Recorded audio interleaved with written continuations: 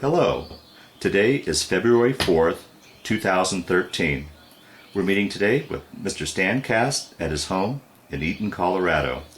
My name is Brad Hoops. I'm the interviewer for the Northern Colorado Veterans History Project. Welcome, Stan, and thanks for sitting down today to tell your story. Well, it's a pleasure.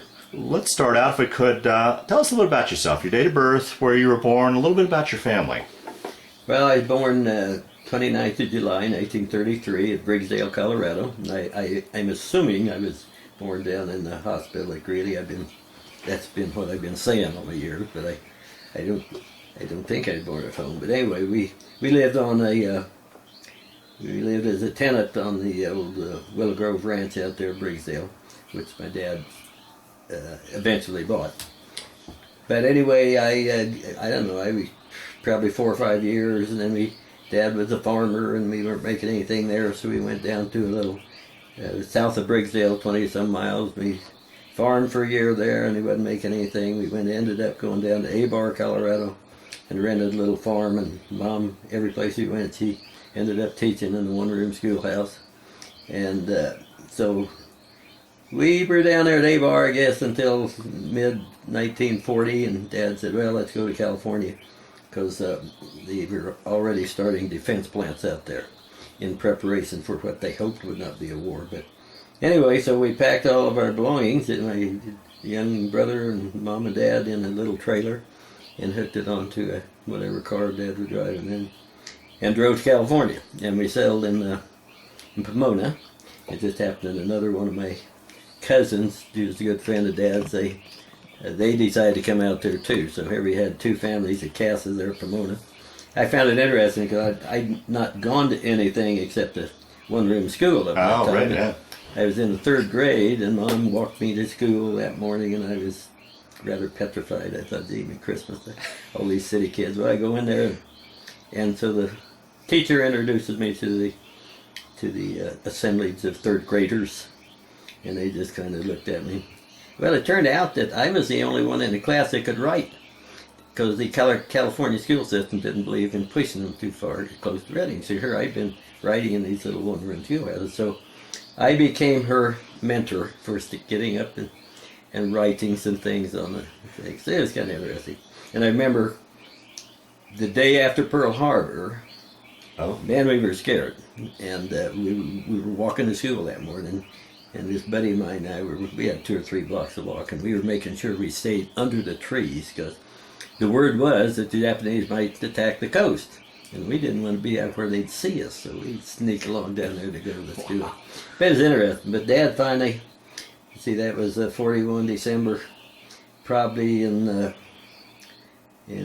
middle of next year, or maybe 42, when we packed up and went back to Colorado. Back up to Briggsdale. Dad started farming again, and eventually, about a year later, he bought the farm he'd been living on. And because the guy was very fond of Dad, kind of like a son. And then I was, whatever grade I was in, probably the 4th grade by then, and I finished out the rest of my school at Briggsdale, Colorado. Were you glad to be back in Colorado? Oh, yeah. Oh, yeah. I was not excited about California. Dad wasn't excited about California. Anyway, I think there were seven students in my graduating class, and I struggled, and I became the salutatorian. And to the day she died, the girl that was the valedictorian kept reminding me that she was one spot ahead of me in the classroom, and what she was, and she deserved it. But anyway, I decided I wanted to go to West Point. I had heard about through some family, good friends of Dad, and he'd gone to West Point. Dad thought that was a thing I should do. But then I inquired that before I graduated from high school, about the application test. Holy smokes, I didn't even recognize some of the courses on there that you had to have. So somebody then recommended that I go over to Colorado A&M and study engineering for a couple of years.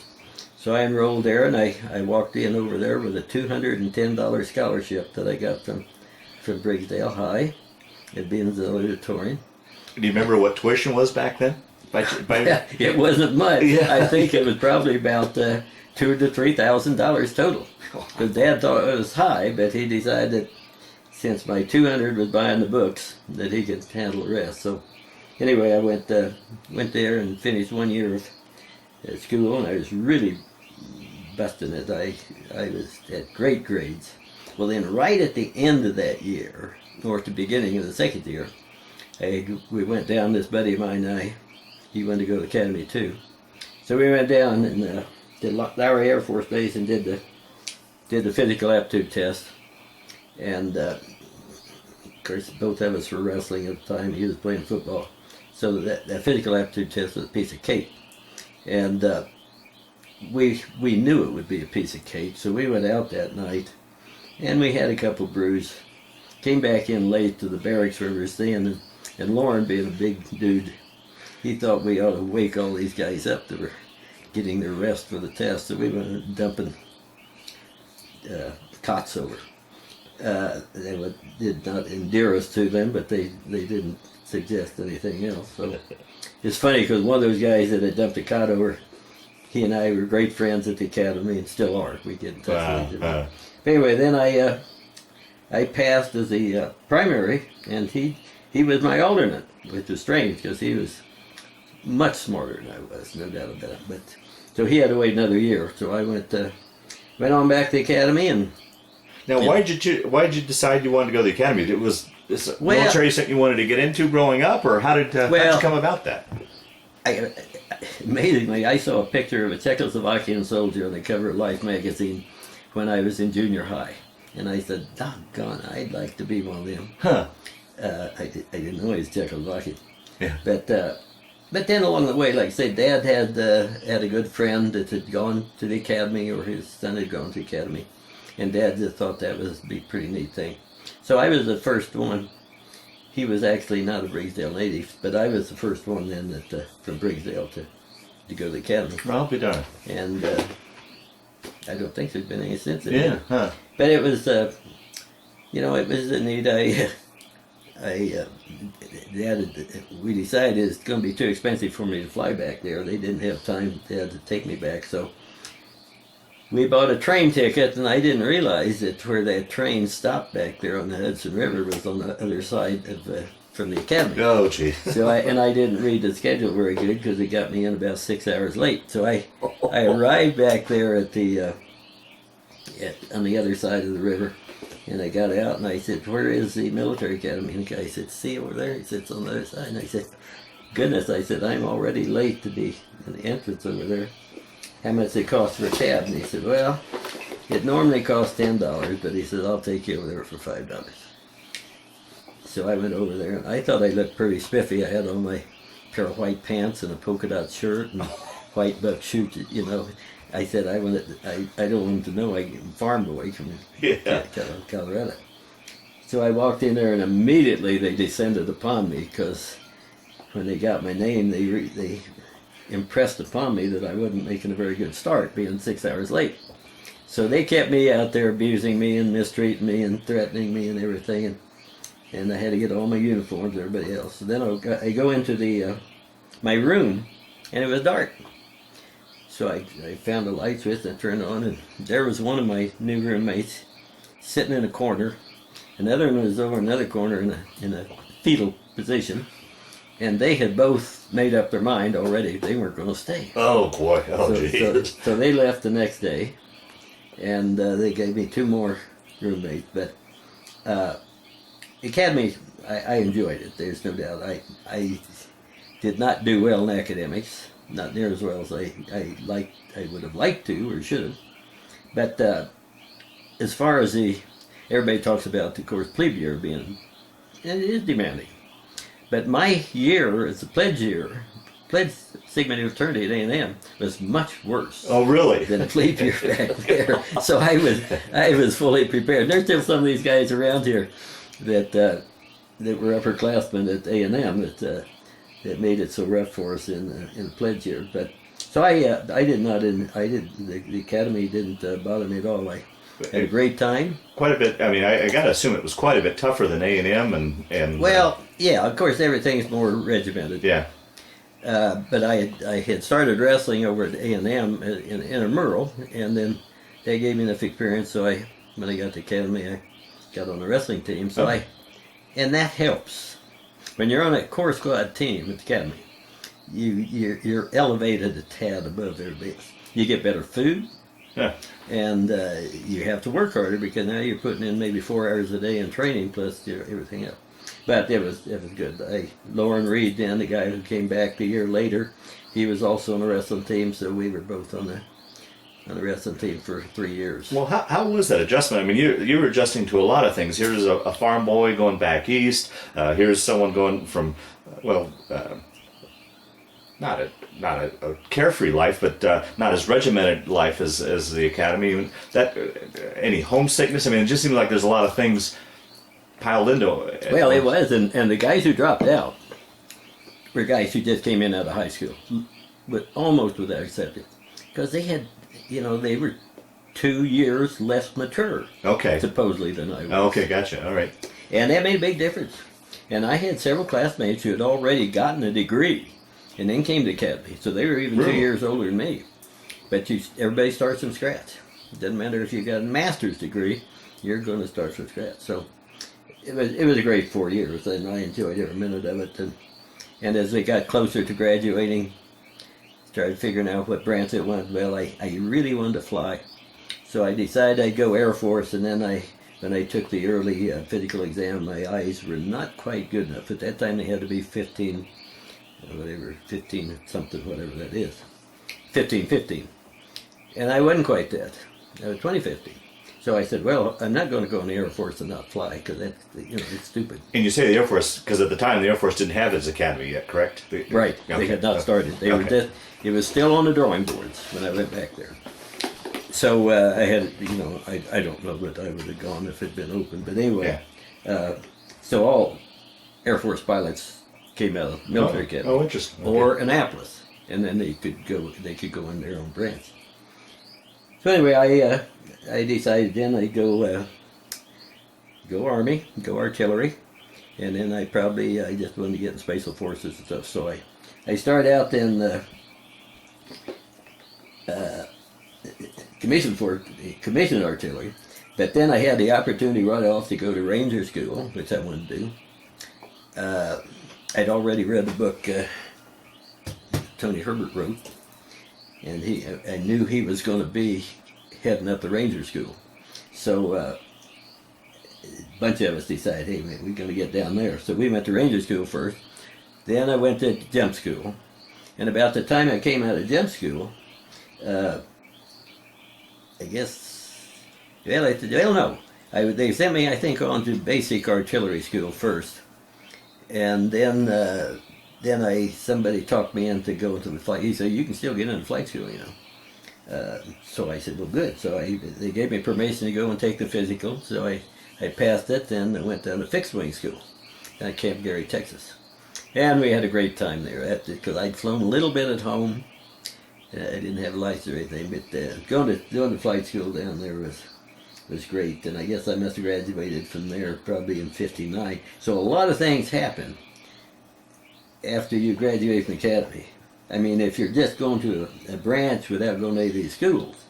But here I'd already gone through Ranger School, Airborne School, Basic Artillery School, and now flight training. Wow. And that's all within 2 years. And then I go to well, I guess I went right from flight training to down here at Fort Carson.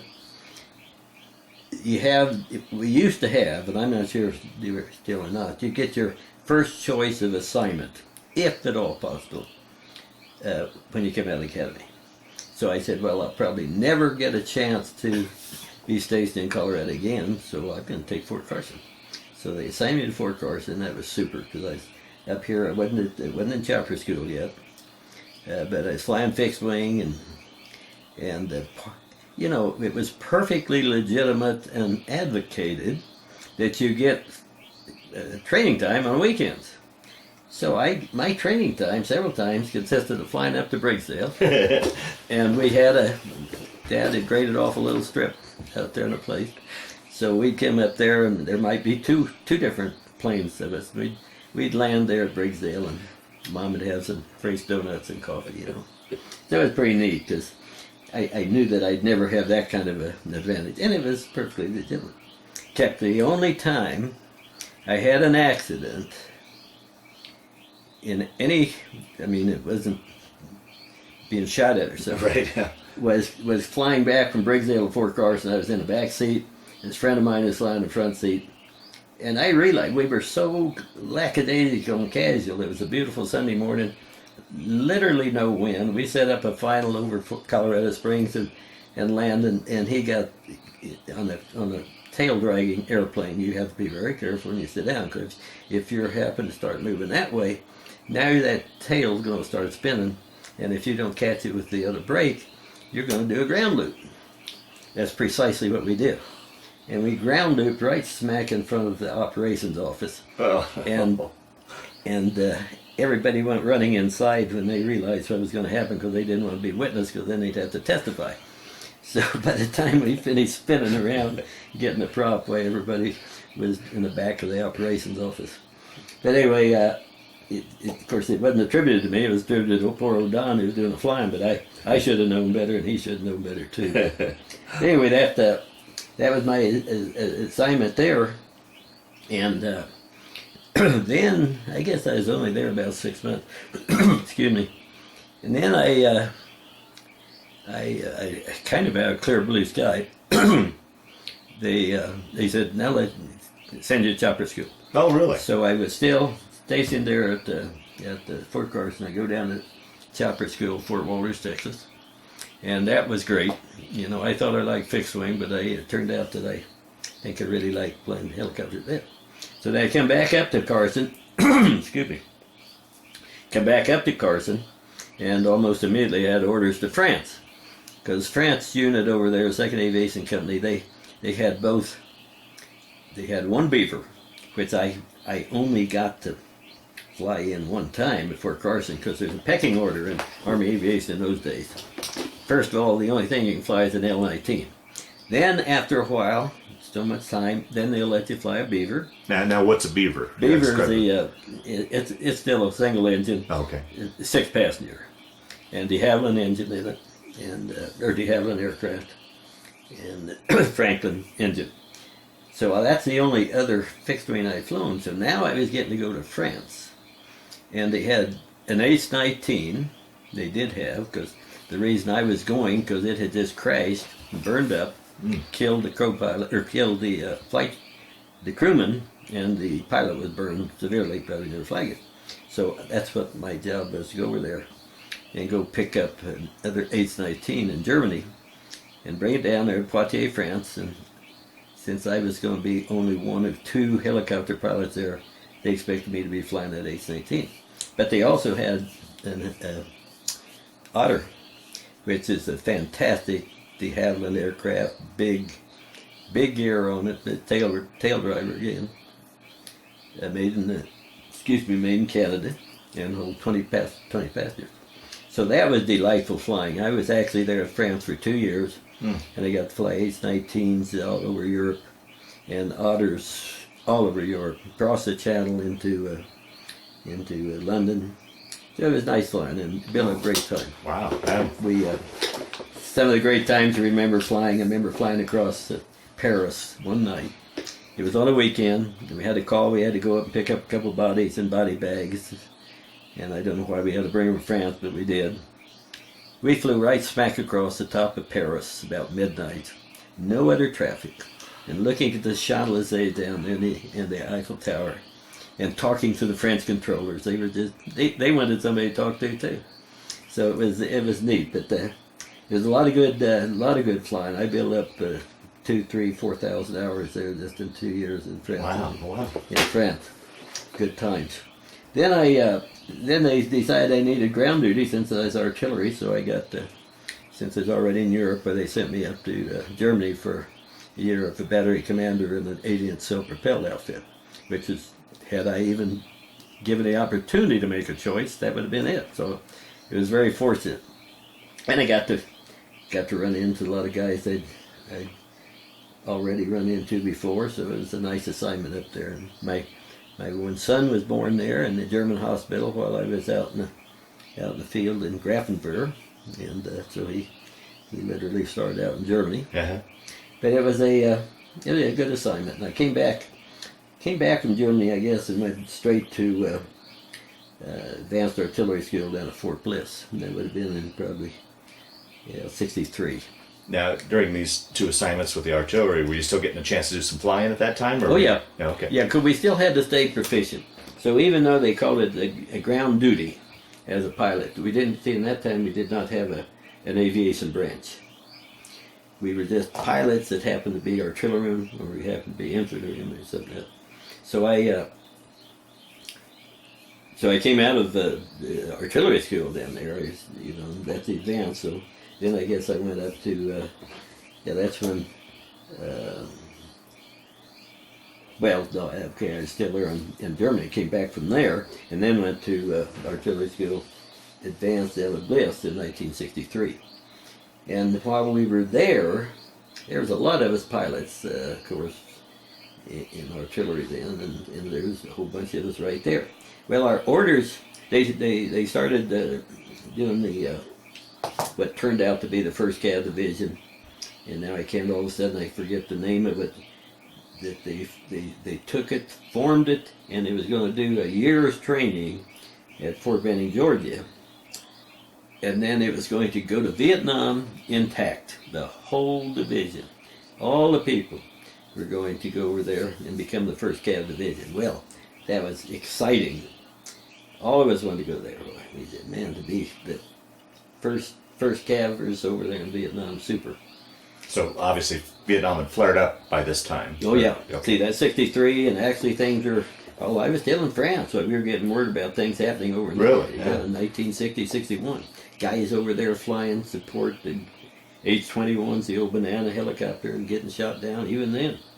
But this was a great opportunity, and we watched daily our orders, and they all got published, and there I was on there with all my buddies. And one day I was going down the hall, and I look over there, and I saw my name crossed off. And then I found someplace posted was several of us that had our orders changed. And I was going up to the military academy to be in the flight detachment. Now that's a placed job, nice living up there. But, immediately, of course, a bunch of guys accused me of getting out of going to Vietnam by sucking whatever and getting that assignment to academy, which was not true, because it kind of floored me not to get to go over there. So I go up to the military academy, and that was great flying, because it was kind of executive flying, and we had 2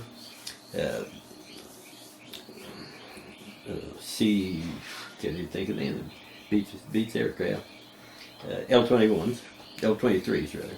Had 2 of them, King Air and a Queen Air, so I got to fly that a lot, and they had an Otter up there and an H-19, so the same kind of things I've been flying in France, I got to fly up there, and it was nice flying. One interesting thing, you do stupid things, even pilots do stupid things. We don't like to admit it, but if we survive, then we think it's kind of brag about it. But this one guy and I, we flew a lot together, George Baxter. He was a super guy, ended up as a assistant division commander for Schwarzkopf. But George and I flew together many times, and this time we were called to take, on a Saturday night, we took the cadet debate team to Chicago. And we said, we're just going to drop and come back. I was going to spoil our evening, but then it's nice flying. Well, we filed into, George was flying, I was flying co-pilot going down there. So I filed into O'Hare Airport, the busiest airport in the world at that time. No, I did not either. I wanted to, and they said, no, we can't have anybody that slow coming in there. Disrupts traffic. So I said, okay, then we'll fly into the Naval Air Station out there a little ways from Chicago, Glenview. So we filed in there, and we told the cadets that, unfortunately, though they would like to land right at Chicago, we were going to land at Glenview, but we would make sure they get transportation over there to their hotel. Okay. Well, we came tooling in, we came over Lake Superior, beautiful night. I canceled IFR, contacted what I thought was Glenview Tower. This happened, and this happened whatsoever. You have the same frequency on two airports not that far apart. So here I was talking to Glenview. I was talking to O'Hare, thinking we were landing Glenview. And we come in there, and O'Hare hesitated when I said we were coming in on downwind, and he said, okay, Roger, Army. So we come around and turn in on final, and they were still kind of quiet. They okayed us to land, but I could tell that there was something wrong. Well, then we were just on short final, and old George said, Stan, there's an awful lot of big old commercial airliners here. He said, you sure we're at the right airport? I said, no, I'm not sure, but I said, we ain't going to change right now. So get this thing down in a hurry. So as soon as he touched ground, I transferred to ground control, and I said, ground, Army so-and-so, request permission to go to the guard ramp. I had no idea where the guard ramp was, and I hoped they had one. And he came back, and he said, Roger, go down and turn in. So we go over there, and then I announced to the cadets, I said, good news. We decided to bring you on into O'Hare anyway. And they all cheered, and they said, boy, you guys are okay. So we go over to the guard ramp. Old George didn't even shut down the one engine. He just shut down the one where we let him out. So we dumped him out and bade him goodbye and said good luck and got back in. And they said, okay, George, I'm going to call for takeoff instructions, see what happens. So I called ground. He said, the guard ramp, we want takeoff instructions heading back to New York. He said, Army, he said, I still haven't found a flight plan. So I said, well, I'll be right up front. I said, we were filed into Glenview, and somehow we picked up your transmissions instead of Glenview, so I apologize. Yeah, they said, okay. He said, we're not going to do anything about it now. Go out there and line up for takeoff. So we went and went back home. But little old things like that, they stick with you. And, yeah, sure, yeah. And George says one thing about it when we got home. He said, occasionally we were carrying a bottle of whiskey in our Jefferson case. They said, let's not do that, because if they crash, then they say, well, Cass and whatever his name, Baxter, no wonder they crashed. They were always drinking. But anyway, we learned a little lesson.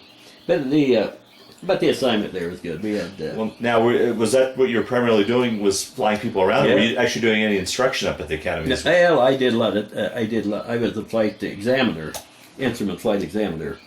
So I, just by virtue of the instrument training I'd had the most hours, so I gave a lot of check rides up there.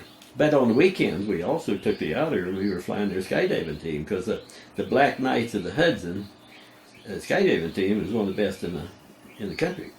So a lot of times that was our duty for the weekend, going out in the outer, load them up, take them up, drop them, go back down, load them up again, take them, drop them. So it was a good time, and those guys, I couldn't complain about it all. Yeah. One of the guys I flew with there, well, I'll mention when I get over to Vietnam here. Anyway, then, this same guy, old Les Caudle, we took the superintendent or somebody down to Washington. This is after I'd been there probably almost 2 years, year and a half. And Les and our names both started with a C. Caudle, C-A-U-D-L-E, Cass. So I said, well, we got a little time. Why don't we go over to military personnel and see if they can give us any idea when we might be going to Vietnam? Because we were sure we were getting close. So we go and walk in over there, and he said, how about pulling out the files for Cass and Caudle? Okay. And he fumbled around, and he finally got them out. And we said, now, do you have it slated for heading over there? Lord, no. He said, I wouldn't expect anything for 4 to 6 months. He said, seems like we got all the slots filled up. So he said, I don't think you need to worry. Good. It wasn't 2 weeks. We got back to the academy, and we know exactly what happened. He never put those files away. And those guys have to react very quickly. They'll get us, they say, we got to have 10 aviators over here real quick, because we just lost a bunch of airplanes. So anyway, Carl and I, 2 weeks back there, we get our orders. We both go over together. And they didn't give us much time either. I mean, we shipped out right quickly and headed over and came into Tonsanoo. Both of us assigned to the first cab that we'd have been in, except now they were a year and a half late getting there. Mm-hmm. Got there at the first cab division, and And well, I guess he preceded me by about a week or so, so we didn't actually go over there and say America. But anyway, I landed at Tonsanute, looked around and asked where I could get a plane up to on K, and they said, oh, let's go over there. They take people on K, so I go up to on K. Just one big old bag, you know. So I drop it out, and I get out of the airplane, and I said, where's the ARA? I was going to Aerial Rocket Artillery. That's who I was going to be assigned to, where you fly 96 rockets on a Huey. I was looking forward to it, because I was an artillery aviator, so they thought it was appropriate I go to Aerial Rocket Artillery, which is the Artillery Aviation Organization. So I go over there, and didn't see anybody around, so I walked in the little office, and there's, lo and behold, there's all the guys that got there way before me, you know, and of course they were accusing me of all kinds of things. But we had a great time, and then in walks the battalion commander, and he walks in, he said, well, I might know that Cass is here, because he said, I heard him clear down the street, and Beck and all you guys had right with him. So he sat down, and we chatted a while, because I'd known him for quite a while. He said, tell you what, he said, Fred's going to be your checkout guy tomorrow, and he'll get you oriented on what we're doing. That's good. I like Fred. So anyway, we took off the next morning, first flight, day after I get there. And on the way up there, I asked Fred, I said, now what kind of mission is it we're going on? He said, well, there's a 12.7, which is essentially the same as 50 caliber. 12.7 emplacement up there that's preventing our lift ships from getting into an LZ that we need to get into. So we're supposed to go up there and eliminate it. I said, now Fred, I said, maybe I didn't learn anything in artillery school or staff school, but I said, that should not be a mission for a helicopter. Well, he says, maybe it shouldn't be. You can think whatever you want, but he said, that's our mission, and we got to go do it. So we go up there, and I was trying to follow the map. Of course, first day in Vietnam, I didn't know too much about the terrain. But we get up there, and he said, well, it's got to be right over there. It's the way it looks on here. I said, well, it appears like there is something over there. So he said, okay. He said, I'm going to stay at about 500 feet, and we'll just bore in there and hope we can get close enough to shoot before they get it. Well, they saw us coming. So, man, all of a sudden we had rounds going past us, and they were shooting tracers. And I did not realize they had tracers. They might have had some of our guns, I don't know. But anyway, they hit us about 3 times, and they hit. See, we had 48 rockets on one side, 48 on the other. They hit this bunch of rockets over here before we could ever shoot anything, and about 4 of them were burning. And the flames are coming around and kind of going into the cabin, because the gunner had that open. And of course all of our what do you call it, the fuses, can't think of the right name right now, were all popped. And Fred kept hollering at me, you get the fuses back in, then we'll get this thing lined up and we'll go back in and get them. I said, you think we ought to, Fred? Yeah, damn right, he said, that's what we're up here for. So I fumbled around, and the poor crew chief was on, and he says, the flames are coming in. I said, well, close the door. And he said, we can't. He said, you know, it's got a bullet down there and jammed the door, so he couldn't close the door. So Fred flew around a little bit, and I finally got some of the fuses to stick in. And amazingly, the fire on that side went out. So we came in again. That time he came sneaking in a little lower. And then we popped up when we got close enough, and they were starting to shoot again, but I dumped off a bunch of rockets in there. Wow. And as we pulled over then, we saw that we'd hit them. We'd blown the machine gun plumb out of the emplacement. So, but then we started heading back, and man, we were shaking. And I said, we got to have been hit and something. And he said, I know. And I said, what do you think's the best option? He said, well, we ain't going to sit down out here. He said, let's just see if we can make it back to K. So we stayed at a moderate speed, probably 55 knots, and we just kept that little vibration. We landed on K, and of course they came running out there because we had bullet holes around the thing, and part of those rockets were burned up, and the crew chief, he was still panicking, you know. So we stopped, and we got out, and then we opened up the the panel on the main drive shaft. And we'd taken one round, right smack through the middle of that main drive shaft. That's about a 6-inch drive shaft. And that Colsa hole was about like a quarter, because that 12.7 is about 50 caliber. You'd gone right through there, and they said it had quite a vibration. But not so much that had it been off center, then of course it shook the helicopter apart. But being right smack in the middle, we were able to get it in. So I said, man, oh man, this is going to be a long year. Boy, talk about baptism by fire right off the bat. Yeah, what was that like? I mean, for someone like myself that's never been in combat, I mean, what's going through your mind, particularly that night after you're laying in your cot and you got a chance to really kind of think? I mean, at that point you're probably running on adrenaline, but when you get home or back to your and you're laying in your cot and you got time to think about that. Well, I was kind of doubtful if I would get home from that tour. Really? You know, I thought, man, and the first cab was right in the middle of everything. There was no doubt. I mean, they weren't backing off. It didn't matter what kind of enemy we had out there. The first cab was going to go get it. And it wasn't just our little unit. We had cab units, and I mean, actually cab units, and we had lift units and gunship units and everything. So I just kind of tried to dismiss it. Said, well, man, most of these guys are going home, so I'll probably go home too if I'm lucky. So. But anyway, it was quite a start. But I had a great time. A couple of the missions, and one, I think I had the book here before, but one night we were called. We'd already taken some choppers up. We were waiting at a kind of an isolated LZ landing zone, because we knew there was going to be a big battle on LZ Bird. And NVA supposedly were bringing in about 10,000 troops, and they were going to be an attack possibly during that night. So they had us sitting up there waiting to respond, and sure enough, we got a call that the attack had started and they needed a bunch of helicopters, and we were the closest. So I took a flight of probably 4. I was at a platoon at that time, either 4 or 5.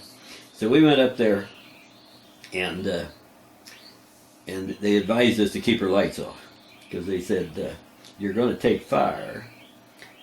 Some of it may be our own guns, because they've already captured the perimeter machine guns of theirs. So we headed up there, and man, we shut all the lights off and made sure we didn't have anything left on the panel or anything. We got over there heading over the top, and I called and I said, where do you want the rounds? I can pretty much see kind of what might be the print. He said, you just bring them in, and where you see the most shooting, start firing. I said, you're allowed to get something. Well, kind of like that old joke, you just shoot up amongst us, because one of us got to have some relief. And so that's what we did. We started dumping in there, and the other choppers came in behind us, and that was old LZ Bird. Well, between us, and we had a couple big searchlights, Air Force searchlights up there then. Down on, of course, that didn't help isolate or hide us, but it gave us a better view of what was happening and where we ought to be shooting. But LZ Bird, and it just happened that about 4 flights ago, one of our Purple Heart recipients, he got a Purple Heart both in Korea and Vietnam. He and I were talking. I liked the guy, and he said, where were you in Vietnam? And he said, well, he said, I was pretty much in the first cab. He said, my brother was first cab.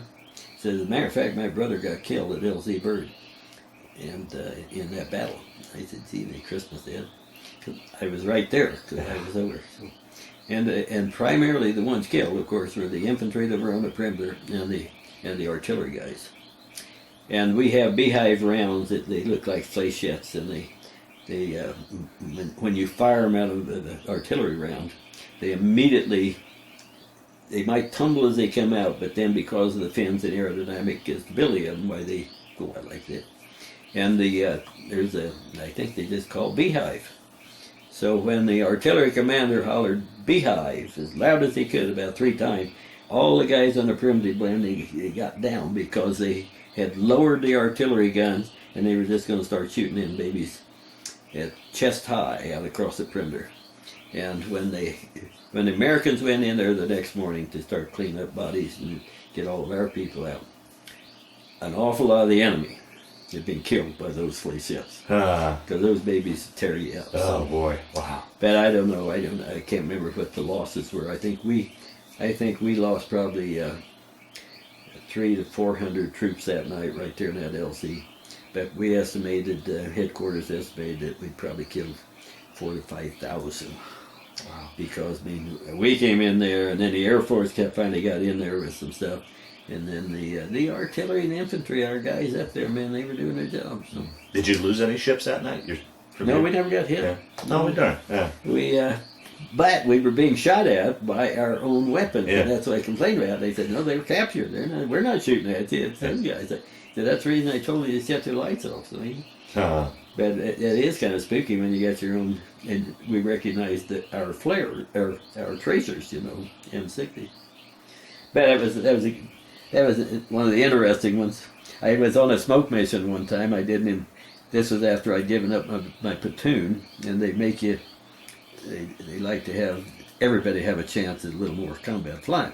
So I was in the assistant G3 or the 3 shop, but I did a lot of flying, and I had the helicopter that we had equipped with smoke dispenser, and we had intended to try that.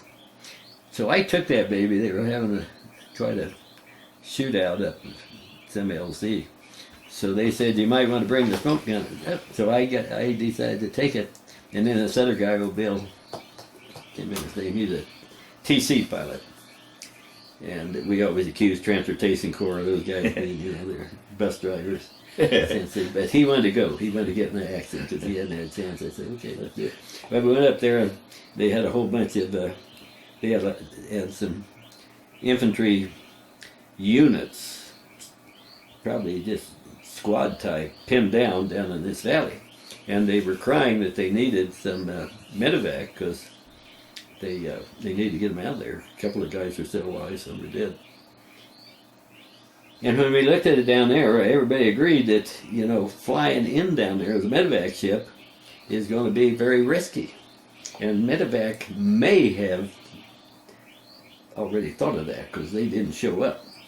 So Bill and I were sitting there, their helicopter's still running, so they said, you guys mind going down there and trying to pick them up? I said, well, it's a good time to test our smoke. So I said, we will back up to the top of the thing and we'll just go as fast as we can. And of course that was about 75 knots in the Huey. But we decided we'd just go roaring down that valley, dispensing smoke. And then we thought we'd heard that the medevac would be there by then, so then they'd come in behind our smoke and pick up the wounded. So we go roaring down there, and boy, we look back, and we'd put down quite a thing of smoke. But then we turned around, and they said medevac hadn't shown up. So then old Bill and I said, well, let's see if we can sneak in behind our own smoke. So we went in, we picked up, I think we just picked up 2 guys, both of them were dead. But we got them out of there. Wow. But, It must have been like being in a shooting gallery, Well, flying across that valley. Well, that's what we thought, but nobody hit us. Huh. I know they were shooting at us because we could see flashes, but they weren't hitting us. Our tremendous speed, that's what it was. But anyway, that was another little thing that kind of stuck. I one time, I was preparing, my platoon was preparing an LZ. I.e., we have another mission of our ARA was to go and shoot up the landing zone, try to knock out any enemies there so the landing ships then can come in protected, or somewhat protected, jump out and go home there. I had not done my duty and observed what they were loading for rockets when I left the base. And they had loaded our ship up with a bunch of white phosphorus, which is a very toxic thing, and you don't want to get it in your cockpit or anything. Well, here I go blazing in there, and I just shot the first 3 or 4 out, and I said, holy smoke, we got white phosphorus on board and not HE. So at about the same time, the landing ships that were coming in behind us, that guy came out and he cussed, he called me everything it could be. He said, thanks, SOB. Now we got to land in that stuff, and we got to let guys out in it. I apologize. Well, they did their best. They got in there, and I know it was miserable before they got out. They had to be inhaling that to fight fosses. Oh boy! But it was a stupid move on my part because we were supposed to be watching that. And the only time I got shut down over there was, and that was the mission. It was on a Sunday afternoon. I didn't go out to. I wasn't flying a firing mission that day. I was taking our battery commander over to Quignon to visit a couple of our guys who were in the hospital. So we came back, and on the way back, where they called, they said they needed another ship on the firing run. So we were loaded with rockets, and we went over and got in the firing run, and doing good. Well, we were throwing our rockets out there, and we were hitting things, and all of a sudden my helicopter pitched up. I was doing the flying, and I didn't know what happened, because there's kind of a lot of things that cause the helicopter, of course, to pitch. And as I pitched up, the automatic thing to do is to drop your collective pitch. And I did that, and then I started coming back, and then I picked up. So we decided right away we'd lost our tail rotor, been shut off. Oh, jeez. So we came on around, and we made a decision what to do. It did not seem like a smart thing to do to fly all the way back to Ankei at a low speed, low altitude, because we'd been shut down for sure again. So we put the thing in the rice paddy. It came out okay. We had 2 helicopters, one on each side, follow us in, and when we dropped her in the rice paddy, they were there to pick us up. Then we spent the rest of the day. I went back, got in another helicopter, and came back just to provide cover. And about midnight, we got our first ship lifted out of there. Well, was it hard to maneuver? I can't imagine maneuvering. Yeah, it is, because if you tried to keep the same power and collective in, well, you'd be flying like this, which is okay until you get it land, just like on a fixed wing. You can fly it in a crab, and that's the last time you can straighten it up and cut the power and land down. And that's essentially what we did in that. We flew it in there, kind of sideways. And then as we got about 5 feet off the ground, I just cut the power, and then it started riding, and then I pulled pitch, and then we dropped in for about 3 feet or something. But that was good. I think there was a funny story attached to that, to a passenger he had in a... Oh yeah, we had a passenger back there. I'd forgotten we had him. He was our mess sergeant, and he'd just gone over to the hospital. He just wanted to see the guys too. So the co-pilot jumped out over Ray Pollard. He jumped out and heading for the other ship over there. Crew chief had jumped out, headed, and I got things shut down. Jumped out, and I started going, and I said, we had somebody else. And I turned around, and there was this mess sergeant. He was still there, man. He still strapped in. He was petrified. So I ran back and unhooked his belt, and I said, come on, man, you gotta get out of here. They're protecting us for a short time. It might not last. So anyway, we got him in and got him back, and then, like I say, we spent the rest of the night protecting what we got out. But we saved the aircraft. Of course, is perfect shape, except it's put a new tail rotor, that last part of it on. The only other thing in that tour that when they took me from the platoon, put me in the 3 shop, why, they said, you have any recommendations on who ought to take your place? He said, we recommend blah blah. I said, geez, you realize he's only been over here a couple months. He came over here with minimum time. He came right out of flight school, where I'd been already flying in France and every place else, I said, I think that's a good idea. He said, well, he needs a command time. See, and he was an academy guy, a young academy guy, and he needs a command time. And I said, yeah, don't agree, but so be it. Well, the first mission he had as a platoon leader, he had the lead ship. And a dear friend of mine who was his co-pilot, who'd had time, that this guy was doing the flying, had about 4 people on board, and I don't know why I can't remember why he had so many on board, because he was in there supposed to be shooting. Well, he got up in this valley, started drawing fire, and started having to make a quick turn around. Of course, that's when you're most vulnerable, is when you're slow and making a turn. Then they can hit you. It's like sitting ducks.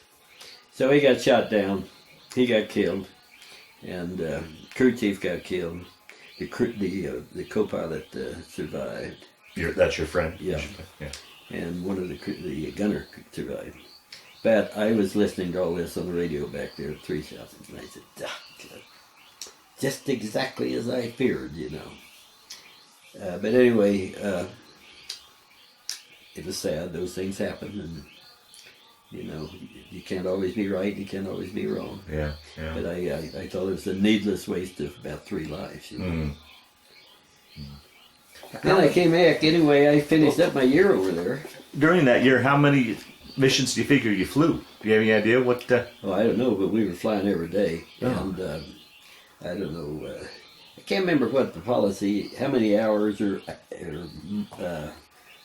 I think we did it by hours, your air medal. But I came back, I guess, with about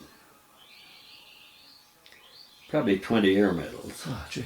And of course, you know, in World War II, you could fly half the damn war and only get 2 air medals. And that's what was so kind of ridiculous about our policy. But so I had probably 1,500 hours in 1 year of combat time over there, wow. at least. So. Wow. But it was. What would you? I mean, that's a stressful year. I mean, were you ever pulled back for some R&R, or were you able to get away? Well, you know, normally we got a little R&R. My family was clear back in Fort Sill, and to fly all the way back there, I'd used up most of my R&R just to go back there. So my family agreed. You know, so I said, I'm just going to take a 2-day R&R, and we had a flight going over to Pato, Thailand. So 2 or 3 of us flew to Pato, Thailand, to resort there, and we just basked in the hot tubs and things, you know, and went back home. Wow. So that was the only R&R I had then. What would you do to relieve some of the stress when you were just back at camp? I mean, what would you guys do on your time off as far as... Well, of course, we did occasionally drink a little bit. Yeah, fair enough. You just kind of relax. We didn't have an awful lot of recreation facilities there at Don K. I mean, you didn't have much time for recreating, but there's a lot of other things we had to get done. I mean, we had to get prepared. So, but had a lot of the night I was leaving from that assignment, we were all gathered at the little officers club because we were supposed to be picked up early next morning to take off. Well, we got, you know, we had a toddy or two and said, you know, we ought to go get a chopper and fly up on top of Bunkie Mountain and paint a big calf sign or something. Stupid. And luckily, a couple other guys prevailed and we didn't do that. But anyway, we just hung around there with our bags and we finally got out of there about midnight and came home. But it was a good tour, and I wouldn't trade it for anything. And I was hoping I'd get back to the cab again, which I did. Anyway, I came back down to Fort Rucker then, there from 67, 69, and of course I had built up a lot of flying time by then and several different helicopters. So I ended up in the standardization division down there as a standardization chief, and that was fun because I was flying the little helicopters then, not so much the Hueys, but probably the others. You run into surprising things. Here we had an officer that was about the same time of grade as me, and while we were there, I discovered he was transvestite. Is that what you call him? Oh. And he'd go out at night dressed in women's clothes, and here was a commissioned officer. So I had to take care of that. I got rid of him very quickly, you know, but I couldn't believe it. I guess I was a little naive. I didn't know there's those kind of people. But it was a good time down there, and then I went right from there to Command and General Staff School. And interesting time there. I mentioned I'd read about Tony Herbert being the most decorated guy to come out of the Korea War, and then he ended up over in Vietnam with it too. But I knew. I'd run into him down at the Ranger camp, and he was everything that they said he was. He did not like West Pointers. Oh. He thought we were a bunch of wimps, and the country was spending too much money on educating us, Yeah. and it's a waste of our money. and our class, his first class that he was overseeing and instructing down at the Ranger Camp, we were all academy guys, all of us. And boy, that he said, of all the guys to give, they give me a whole class of academy men. Well, so we learned to respect him. I mean, he gave us an awful lot of grief, but we matured going through there. Did he eventually warm up to you guys though? I mean, or is he? Well, he threw 2 or 3 of us out, not myself, but I mean, he just didn't think they were meeting the standards. Wow. See, we just come out of the academy in the Ranger School. Well, that was part of Ranger School. So he got rid of a few of us, unfortunately. That doesn't look good on your record, and you get thrown out of the Ranger School. Yeah. But anyway, then I go up to Command General Staff too. I think right after I was down there at after Rucker, and I heard that Tony Herbert was going to be there on some kind of special assignment or something. So I was going over to run one day, and lo and behold, there I saw Herbert coming up. So I walk in the dressing room, and they said, it reminded him, "Oh, I remember you." Yeah, and all your buddies. I said, yeah. So we go out and run, and I'd read that book where he talked about midnight bayonet fights and getting, misjudging a couple times, got a lot of cuts. Actually, in the book it tells he was wounded 14 times, and most of them were bayonet, got 6 Purple Hearts. So I said, I can't believe what he said in that book. I think it was fictional. So we came out, we dressed and headed into the shower, and I was behind him, and lo and behold, his back looked like somebody played tic-tac-toe. Knife, most of them are knife wounds, scars all over. So he wasn't kidding. I mean, that was one tough hombre, I'll tell you. But he said, nothing that I can remember was more fun than a midnight bayonet fight. He said, your timing had to be perfect, because those North Chinese were coming in waves up there, and the Turks are the guys who could handle that, if anybody could. And he said, you get one thrown over you, and you get him, you think, taken care of, and get right back in position. Here come another. But quite a guy, and I've learned that we're good friends now. He's here in Colorado, and Bill Brewster and I go and every once in a while and reminisce with him. And he came up here, of course, to talk a year ago at Armed Forces Day, or Veterans Day. Well, then I finished up Command and General Staff School, and they decided that, I guess I'd requested that I'd sure like to go to space program. And in order to do that, you gotta be strong in aeronautical engineering, and then if they accept you, then you go to Naval Test Pilot School, which would be a dream.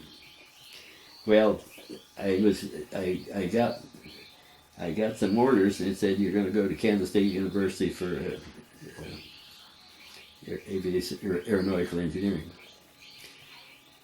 Well, they called me and said, we appreciate you wanting to go here, but we're really not sure, based on your credits and your academic record at West Point, that you can hack it.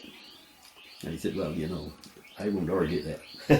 I said, so what's my second choice? And he said, we'd like you to go down to Texas A&M in meteorology and climatology. And I said, good. So I went down there. So that shot any chance I had to go to space program. And, it would have been a dream come true, but I didn't quite have it. Yeah. But anyway, I was down at Texas A&M, and I was just finishing up my second year. I had completed all the credits, and I'd already written my treatise. I was pretty proud of it. I did a lot of, we took an isolated airfield that we had right near Bryan, and put up a lot of anemometers out there, and I was plotting what buildings around an airstrip would do to the turbulence, by what it would do to ground level winds and on up there. So it's an ambitious little program.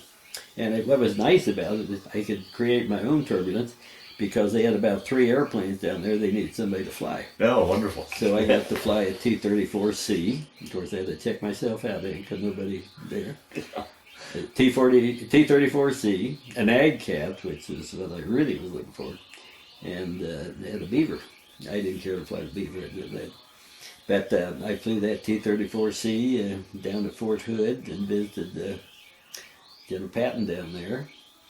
And I took I had not flown the ag cat, so one Sunday I got a couple of my buddies to go out to this field, and I said, let's go roll that baby out and see if I can get it started, and I want to go fly it. So we did. Then I said, you know, this big radial engine, if we do get it cranked up, there's going to be smoke all over this hangar. So he called the fire department and told them what we were doing, said not to worry because we were going to create a bunch of smoke.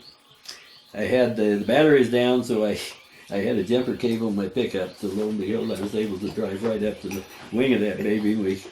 We got it started, and I floated around out there for about, I'd even brought me a pair of goggles, and a scarf, with no cover on the cockpit, open cockpit. So that was a fun thing down there at Texas A&M, and that was great school. I really learned to appreciate the Aggies. One time while I was there, since I was a senior Army officer there, they asked me to, you know, to assist in their attempts to rebuild the Corps. At one time, the Corps at Texas A&M provided more regular Army officers into the Army than all other places combined, including the military. Really? By virtue of numbers, and they did a good job at it. But the Corps had kind of gone to pot, and they brought in a Colonel Parsons that had great reputation. I'd heard of him, artillery guy. He was going to be the new commandant, and they asked me if I'd come over and sit down with him and the president. You know, if I had any advice on what their plans were, and I'd love to. So we go over there, and I sit down in the president's office, and he's telling me, now, what would you do? How could we get some inspiration going and things? I said, well, you know, there's a custom, and Colonel Parsons is aware of it. There's a custom that you have dining ins, you know. It's kind of a neat thing. It's a good spree builder. And Parsons said, I agree. And he asked me to describe kind of what it consisted of. I said, well, you know, first of all, it's, you know, you wear your dress blues. It's men only. Dining ins, men only. And you have a good speaker.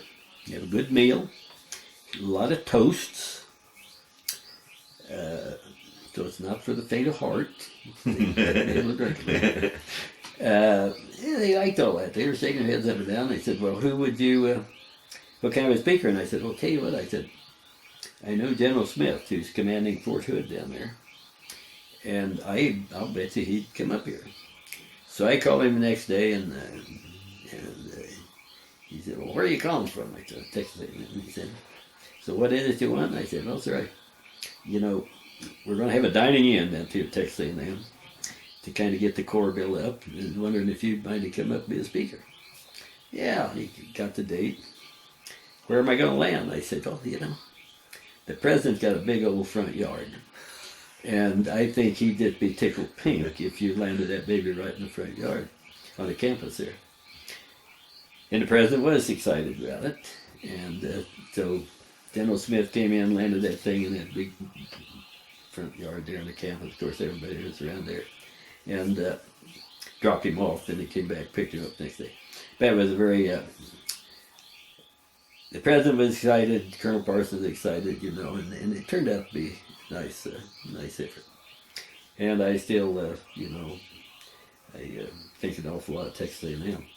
But here I was, had my thesis almost finished. I hadn't had my orals, and I get a call at 7:30 in the morning. And this guy who I remembered his name from personnel, he said, Stanley says, I have a note here that when you came back the first time, you said you'd go back in a heartbeat if you could get a command position, 06 level. He said, that's right. I said, why, you got one? He said, yes, I do. And I said, well, isn't it a bit late? I said, everything we hear, the war's about over with. He said, we don't expect that. So this would have been in early 72. Well, I said, then I'll take it. But I said, I've got a little problem in that I haven't quite finished up my graduation requirements. Well, how long do you think it'd take? I said, well, I can know in a couple hours. So I go get a hold of my counselor and told him what the deal. He says, you want to get out of here quick? I said, yes. That's a combat pilot's dream. They can have a chance to command the Combat Aviation Group. There's only 5 of us getting that opportunity, 5 groups. Okay, he says, I'll finish up your thesis. I'll get it published. He said, we'll have the orals in the morning, take about 15 minutes.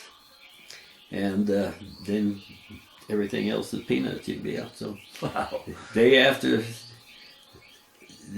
next, I was on the way out of there. Wow. Flew the family to Hawaii and put them up there, and then I headed on over to Vietnam. Wow. Now, let me back up there, being at Texas A&M. You're right in the thick of all the college protests around the country. Was there much of that down in A&M at all with the war, the protests? What kind of protests? With the protesting the war, the campus? Oh, not so much around Texas A&M. Okay. I mean, those Texas guys, if you've got a good conservative group and supporting war, they're going to be down that area. Oh, okay. And yeah.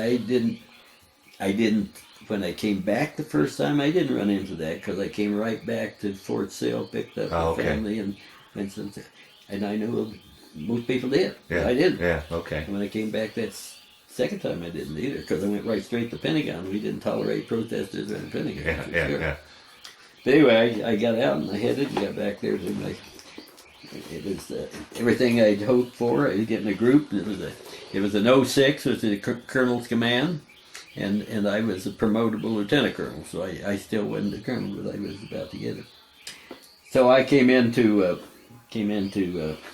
Saigon over there, and of course a lot of units already gone home, and I inquired around as how I was going to get to Da Nang, because at that time they brought that group I was going to was in Da Nang. Had 1 infantry unit left up there, a battalion. It was about to leave. So I got a flight and they flew me up there, and I landed and got out of the fixed wing that I was in, and I saw this helicopter blade turn over there by an office building. And the guy was waving, so I go hustling across there, dragging my bag, and he says, I'm sure you're Cass, and I said, yes, I am. He said, well, throw your bag over there, Rector will take care of it, and get in here, I'm going to take you on your indoctrination tour, and then I'm out of here. It happened that the guy I was replacing had been shot in a crash 2 weeks before. And they'd brought old Jim, can't remember his last name, up from headquarters in Da Nang to be acting group command until I got there. And he was not happy about it. And he was very happy to be turned over to me. So I jumped in there, all I had was a 45. And we started up Highway 1, and there were burning tanks all over because they just had that big battle up there. We got up by Hue, and Hue was all shot up. Well, he did that till the next day, but anyway, we got up there quite a way, almost to Hue. He says, and he was right. Kind of dumb for us both to be in this helicopter, the outgoing group commander and the incoming group commander. And we're going out up here where we could well get shot at. So he said, I'm going to let you out right over here at this LZ where they're loading a lot of troops, so you got plenty of protection there, and there'll be a lot of activity around there. I'll be back in just a little bit. So he lets me out, and lo and behold, in 10 minutes, all those troops had vanished because the lift hit kept coming in, picking up. And I was the only guy out there, and I was looking around, and I said, man, I've been duped. Just barely get back in country, and they sucked me into this, and I was getting worried. And I kept watching up there, hoping I'd hear this chopper and see a blade turn. Sure enough, in a little bit he came. He had a big grin on his face, and he landed in there. He said, were you concerned? I said, yeah. He sure said, I was. I thought, if you got shot down, nobody else knew where I was. I'd fend for myself the rest of the war. So anyway, jumped back in, went down, and took over command. He left. That was my indoctrination. But it was a fantastic year, and I couldn't complain at all. We went through various phases as the combat picked up and everything. One thing we learned right on, we were losing a lot of loaches, the little scout ships. They would go up on the edge of a ridge and kind of protected from view by the little tree. And then they'd ease up to look out and see what there was to say. Well, the NVA and the VC, they weren't stupid, so they would hang up claymore wines in those trees that were pressure activated. So when that little loach came up there and hovered, why the rotovoice would occasionally trip those claymores. And the claymores would just blow back into the cockpit, and you'd lose 2 pilots in a dream. So we had to stop doing that little tactic because we didn't know what trees had mines in or not. Another thing I regret to this day is when I'd been down at Rucker, we had a lot of exchange students from Vietnam. And my wife and I took in this one lieutenant, Vietnamese lieutenant who was there getting chopper training. Nice young man, been educated in France. And lo and behold, when I get back there on my second tour, one day he walked into my office. And both happy to see each other. And he said, "Sir," he says, "I want you to fly with me one of these days." And I said, "I'll do that, Tom. I certainly will. I'd like to." Well, lo and behold, he invited me then to come to his promotion party, captain, little party. And I sent word that I just couldn't because I was heading up north. And then probably 2 weeks, 3 weeks after that, Colonel Phuc, who was my counterpart, the Vietnamese commander, he called me. He says, "Colonel Cass," he says, "Captain Tom got killed last night." Oh boy! He said, "Well, how did that happen?" He said, "Well, he got shot. He was on a patrol mission around the edge of Da Nang, and they just came straight down and burned up. I mean, the whole crew just burned up in a bunch of ashes."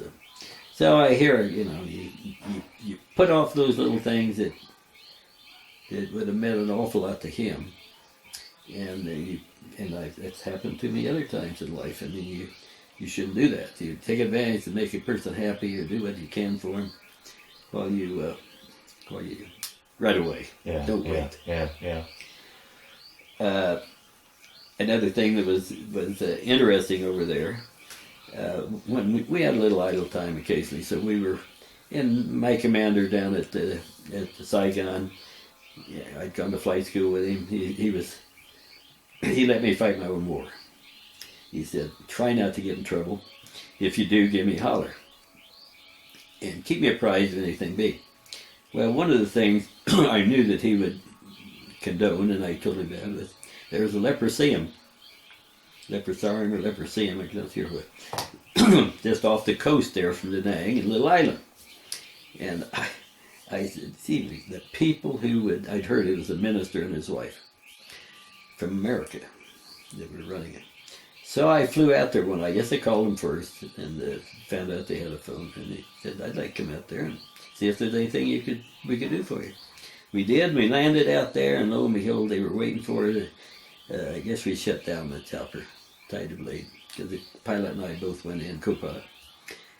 She had some coffee and fresh peach pie. And we sat there and listened to their story for about an hour, and then a little later, we made several trips out there.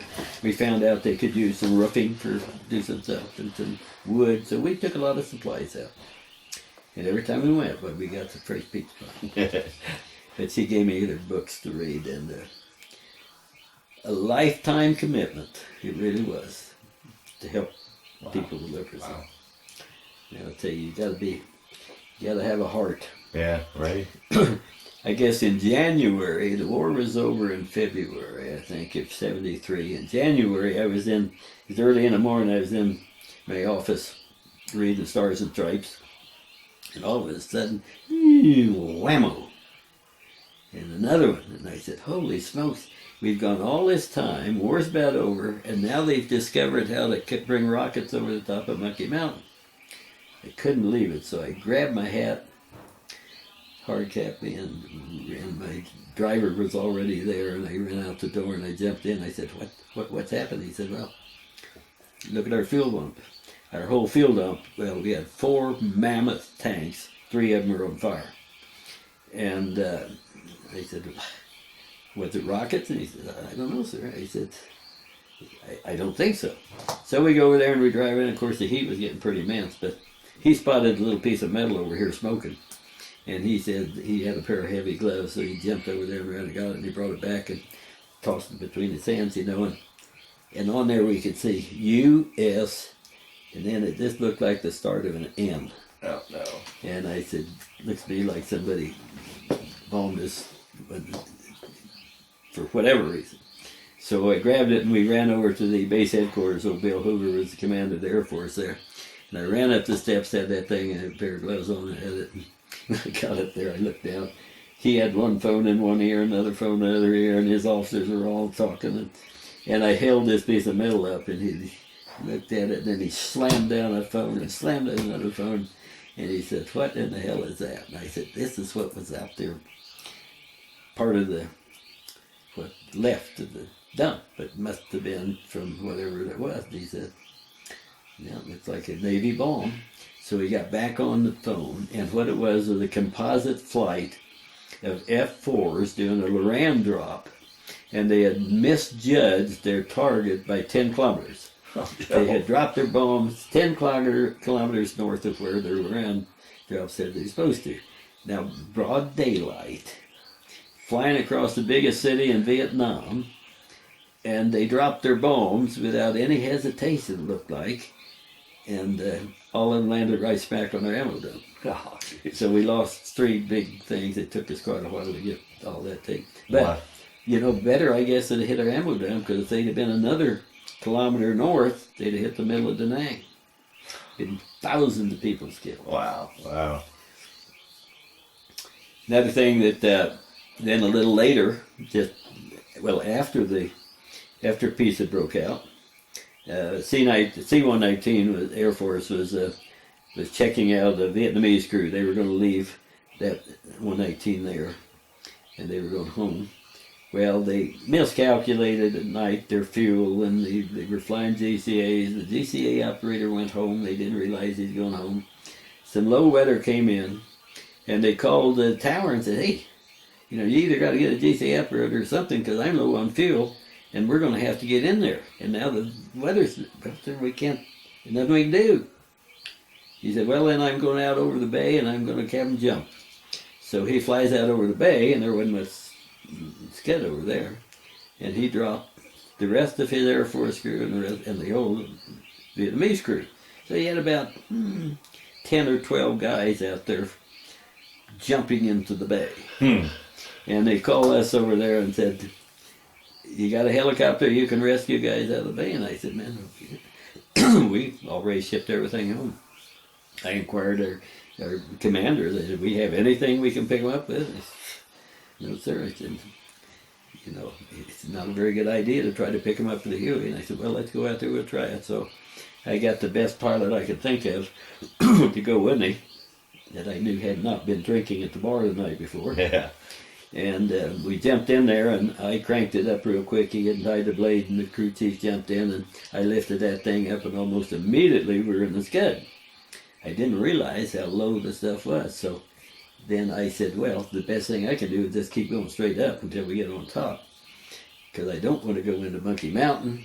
Well, on my way to that, I got vertigo. The only time in my flying career that I'd ever gotten vertigo. Oh, jeez. I asked him, I said, are you okay to fly? And he said, yes, sir. Why? And I said, I've got vertigo. I said, I don't believe my instruments. So he took it, got up on top. By that time, I was okay. So then I took the aircraft back. And now we were on top of the soup.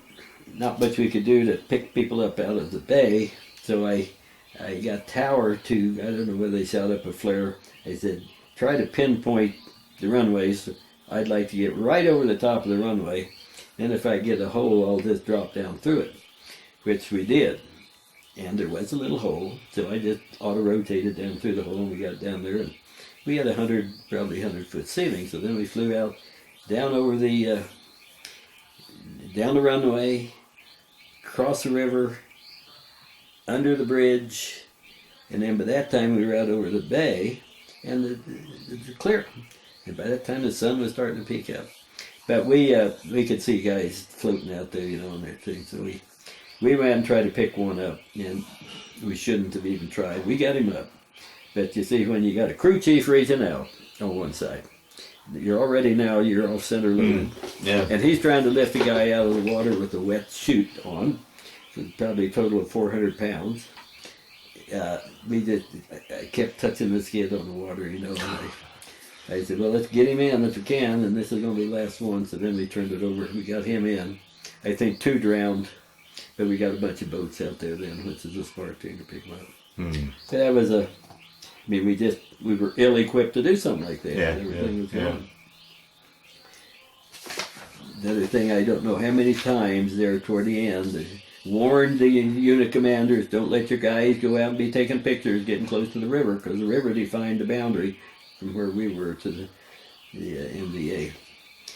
And lo and behold, one ship went up there Sunday morning and was going around like this. You see, he was trying to stay on the south side of the river and take a picture, but he started drifting over, and those guys over on the other side, they let him get just enough across the middle, and just as he was turning, so then if they shot him, he would almost have to land on the north side of which is what happened.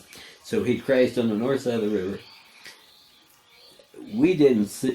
Well, I wasn't up there, but another ship said they thought they saw somebody running from the crash. They weren't sure. But they were MIA the last time I heard. Wow. They put an arc light in, which is a B-52 strike. They waited about a week after they crashed, and then they had to put an arc light in. So I never knew what happened to them, but it was another needless. Oh boy. Wow. Now, in that second tour, as a commander, would you go up in the thick of things? Would you up and do missions as well, or were you by and large back? Well, I did a lot of time because they like to see the commander up there. But I had some of the finest battery company level commanders in the whole army. Yeah. I didn't have the opportunity to pick them. It just worked out that way. Yeah. Great guys, and boy, they were great commanders. And I still get in touch with the 2 of them. One of them down at Phoenix, and the others up in Wisconsin. Yep. And I think you had mentioned earlier too. You were always impressed on how well the Army had trained helicopter pilots. No doubt about it. When I was flying instruments down there at Rucker and instructing in instruments, and the controllers and airport operators would agree. We'd make a comment that how does our flight procedures, our reporting procedures and everything compare to Air Force and civilian? You can always tell an Army pilot, because you guys you stuck with the correct reporting procedures, everything else. Air Force, and they're great. I mean, don't get me wrong, but there was always the wilder you could be, the better you were an Air Force pilot. And, you always wanted to have a Southern dialect. And that goes with airline pilots. You might have somebody that came out of Wisconsin, but he would soon make himself sound like a good old country boy out of Georgia, because it just kind of, that's the way it was. And the Air Force guys, they record. I've heard Air Force guys report, and I wonder where he's from. Well, chances are he's probably from New York or someplace. But he didn't want anybody to know he was a damn New Yorker. So, but Army, our flight program, our instruction program was great, and we turned out some wonderful pilots, and we a lot of our guys, they pick up Army pilots that were getting out of the Army to go into the airlines, even though we weren't qualified in the big jets, but they'd qualify us. But they just liked the training we'd had. Wow. So it, and I still argue that with a lot of Air Force guys. Now you were then one of the last to leave Vietnam. Then Myself and Colonel Hoover, the base commander, and he had about 3 or 4 other colonels that were his staff. So we were on, and they had some other, various type people. But we were all on that last plane. wow. Out of Da Nang. And it was sad. Very sad. People I've been with for a long time. And Colonel Fook, bless his heart, I'd stop in his office over there once in a while. And Fook could even have a good night's sleep, and he'd look like he was either hungover or terrible sleepy. He's that kind of guy. And I walked in there one morning, and I'd say, Colonel Fook, you don't look good. You tired? And he said, I flew to Hanoi last night. They would take some secret mission, go right up the coast, all the way to Hanoi, and whatever they were doing up there, that was their business. Probably dropping something. But the helicopters to get back home. So he'd be flying all night, and he'd be back there in his office the next day. Great guy. He was when he got out of Vietnam in '85 when they came down across there. Is that right? 85 or 75? 75. 85, wasn't it? 75? 75, I think. It was 3 years after we left when they came back down. He managed to commandeer a Huey, and he stuffed it full of family members and crewmen. Way overgrossed. Flew that thing south as far as he could. Then he landed at some base, and there was a Chinook. And he asked one of the guys on there, have you ever flown a Chinook? Yeah, yes, sir, I have. So they got in that thing and remembered how to start that big old Chinook off, and took off then. And they took it clear on down to some place below Saigon, and then they had to pick up a Huey. By that time, there's Huey sitting around, and so then they were out of gas. They got another Huey, flew out over the water and called them Mayday, and a U.S. ship answered their Mayday, gave them directions on how to get there. He picked them up on radar. Fook went over there, landed on the deck of that ship, and the guys immediately, the Navy guys, they ripped the doors off, got everybody off except for Fook. Said, you go out and ditch it, and we'll be out and pick you up. Oh, man. Fook said, I took that thing off, and I said, now, what did I learn in flight school? Was I supposed to go down on my left, or was I supposed to go down on the right? Well, he remembered correctly, because he brought that thing in, ditched it out there. Of course, he went underwater immediately, got his bell unhooked.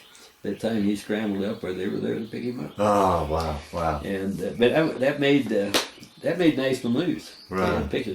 And I did not realize at the time who it was. And then we ended up, wife and I sponsored them in Washington. Had 17 of them there, and we still keep in touch with them. They did very well, and they were so grateful. And the Vietnamese, I'll tell you, is one fine nationality. They're smart, they're industrious, they're good people. Now, what were your feelings, being one of the last out? Did you feel that the country was going to fall? Do you think it could have stood, or what were your thoughts as you were leaving? Well, I still had the same feeling that I'd had all along, that the cause is right, and we should be there. We should have gone there. But we knew when we left that it's just a matter of short time. And those guys, there's tears in old Fook's eyes and a couple other guys' eyes. He realized it as well. Yeah, Lord, they knew that. And even though our hierarchy, Kissinger is saying that if you need help, we'll be right back. Well, nobody believed that. Yeah. And it wasn't very long before they needed help, and nobody came back. That was sad, but well, anyway, it was a good year. They came right out of there and sent me directly to the Pentagon. Army Research and Development, and they wanted people, especially that coming out of Vietnam, in aviation, and so I ended up staying there 7 years, I guess. I came in 73 and left in 80, but I spent about 3 years in Army R&D, and then went up to the Secretary of Defense's office and was up there for the rest of it. But it's good people. I learned a lot. I'd much rather been out some unit, but on the other hand, I was between a rock and a hard place. My next assignment was going to be a '06 colonel assignment because I made colonel after I got back to Pentagon. I'd already had command assignment as a colonel, even though I was only lieutenant colonel. So I knew my chances of a good assignment like that were slim. But project management was the same level. You had to be a colonel. So I was responsible for several monitoring at the Army level various weapons programs. One of them was the MLRS, Multiple Launch Rocket System, and one of them was Hellfire. And I really got enamored with Hellfire because they were just getting it started, and I was their spokesman up in the Pentagon, and it showed so much promise. And I'll never forget one time a guy came in, a peddler, and he wanted to talk to me about something new. And I said, "What is this, something new?" He said, "Well, call it fiber optics." And he says it's you can feel it. It's just kind of like plastic string. He said, "We can transmit. We think we'll be able to transmit any number of messages, commands, signals through just that strand of that." And he says, "Here you are out there guiding those tow missiles with this wire, and this will replace that, and you won't have to have that string of wire anything up there." Just sounds pretty cute. So, I referred him to somebody else a little higher level, and then years later when fiber optics Yeah, right. I remember that guy coming in there and trying to sell me some fiber optics. Wow. Anyway, but it was good, very good experience. I remember I usually was working, well, on the Army level, I was always working for a 2-star, 1-star, 3-star. One of the favorite guys there was Scheimeyer, who was Chief of Staff of the Army. Damn, I love that guy. He had a great reputation, West Pointer, great guy. And then I had a couple guys that, I wasn't very fond of, but all in all, it was a super bunch. We would go up to the Army, or the Department of Defense level, worked with a couple guys that went on to be big in government, top-notch people, I remember there was a guy there, he's crippled up. I think he had polio when he was a kid. Can't remember. His name was Carl Bernard. Carl Bernard had a reputation of being able to get things done. Not necessarily legitimately, but he'd get things done. And he could work with Congress over there. They'd try to pull some tricks on him and trying to get something Carl could handle. I remember one time, and I don't know whether I did something or he caught something in my actions, but he gave me a little advice one day. He said, "Stan, little thing you need to remember. You can get any number of things done if you don't care who gets credit for it." And I walked out there thinking, I wonder if he thinks I've been out touting my horn or something, which I hadn't been. But that was good advice. And I used that a lot of times for staff officers and things after I left there. Oh, Carl, all of his shortcomings in my eyes, he was a pretty good guy. So that must have been a different change for you. I mean, coming from Vietnam, where you kind of ran the show, and like you said, you pretty much ran your own war, to going back and kind of navigating through politics. I mean, that must have been an entirely different animal. It was, and I had to watch myself. I got kind of slapped down 2 or 3 times. But there's a lot of other guys in there, that. I mean, you didn't just go to the Pentagon having been an absolute nothing. So you always had to figure that they must thought you had a little bit of talent or had a little bit of potential, or you wouldn't be up there. But so I enjoyed it. But I managed to move the Hellfire project along about the same speed that I thought when I could get out of the Pentagon and get down there. I knew when a good friend of mine was project manager at the time. I knew when his time would be up. So everything fell into place. Oh, wonderful. And then while I was there in the Pentagon, I went ahead and did part of the War College by what do you call it when you're not there, extension. Okay. So that I wouldn't have to spend too much time up at out of the Pentagon up there, which worked out good. So I did a lot of it by extension. Then I went up right toward the end of my Pentagon tour, in probably 6 months, and finished War College up at Carlisle Barracks. Oh, wow. Met some wonderful people up there. Yeah, it was a class that had people who had certain capabilities that were in the reserves and guard from all over the country. One of my table mates, roommates, was the chief of surgery at New Jersey State Hospital. Wonderful guy. Another guy was chief of police from Brownsville, Texas. And what a collection of guys we had, you know. Yeah, oh, wow. And I learned so much just from those people, and great. And we tried to keep it. Oh, and another was dean of law at Raleigh, at the college at Raleigh-Durham. Can't think which one it is. You got 3 colleges down there, but anyway, he was the head dean of law there. At Duke? Was it not? Duke? Well, no, it wasn't Duke. It was, Yeah. But anyway, I was the only military guy in our little table group. Oh, be darned. Wow. And they were all reservists. Or Yeah. guard, but I was only it was a good time. Then I guess I went from there and headed down to I went to project development or project manager's course en route, and a good course. It's right there at Fort Belvoir, Washington. So literally, I was released from the Pentagon, went to that, and then headed right down to Huntsville, and had some good people there that I identified. That later, a couple of them I got work for me down at the project, so it was good. Got down there, and I ended up. We had the Hellfire project in this one office. It's under the Missile Command headquarters. It had there at Huntsville, Alabama, where you did Von Braun made his right down there and all that. So there's an awful lot of holdovers from Von Braun's side. Wow.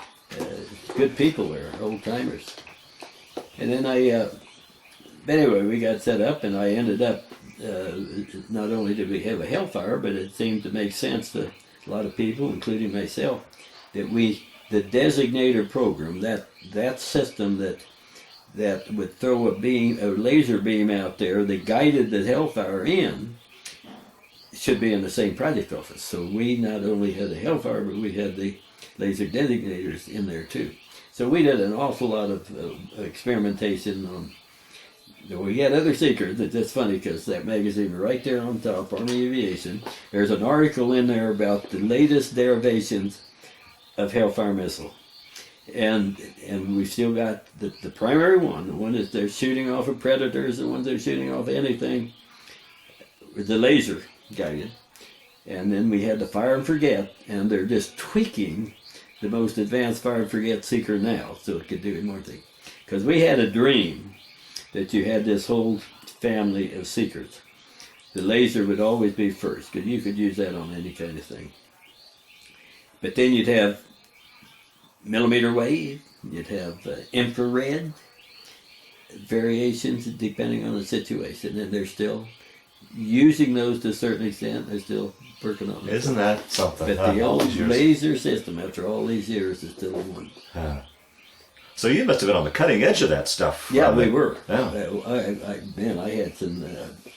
It's funny. We had a project office, about 120 people, and we had the clerical group, of course, and we had some logistics. But the bulk of them were engineers. About half of them were from Auburn, half from Alabama.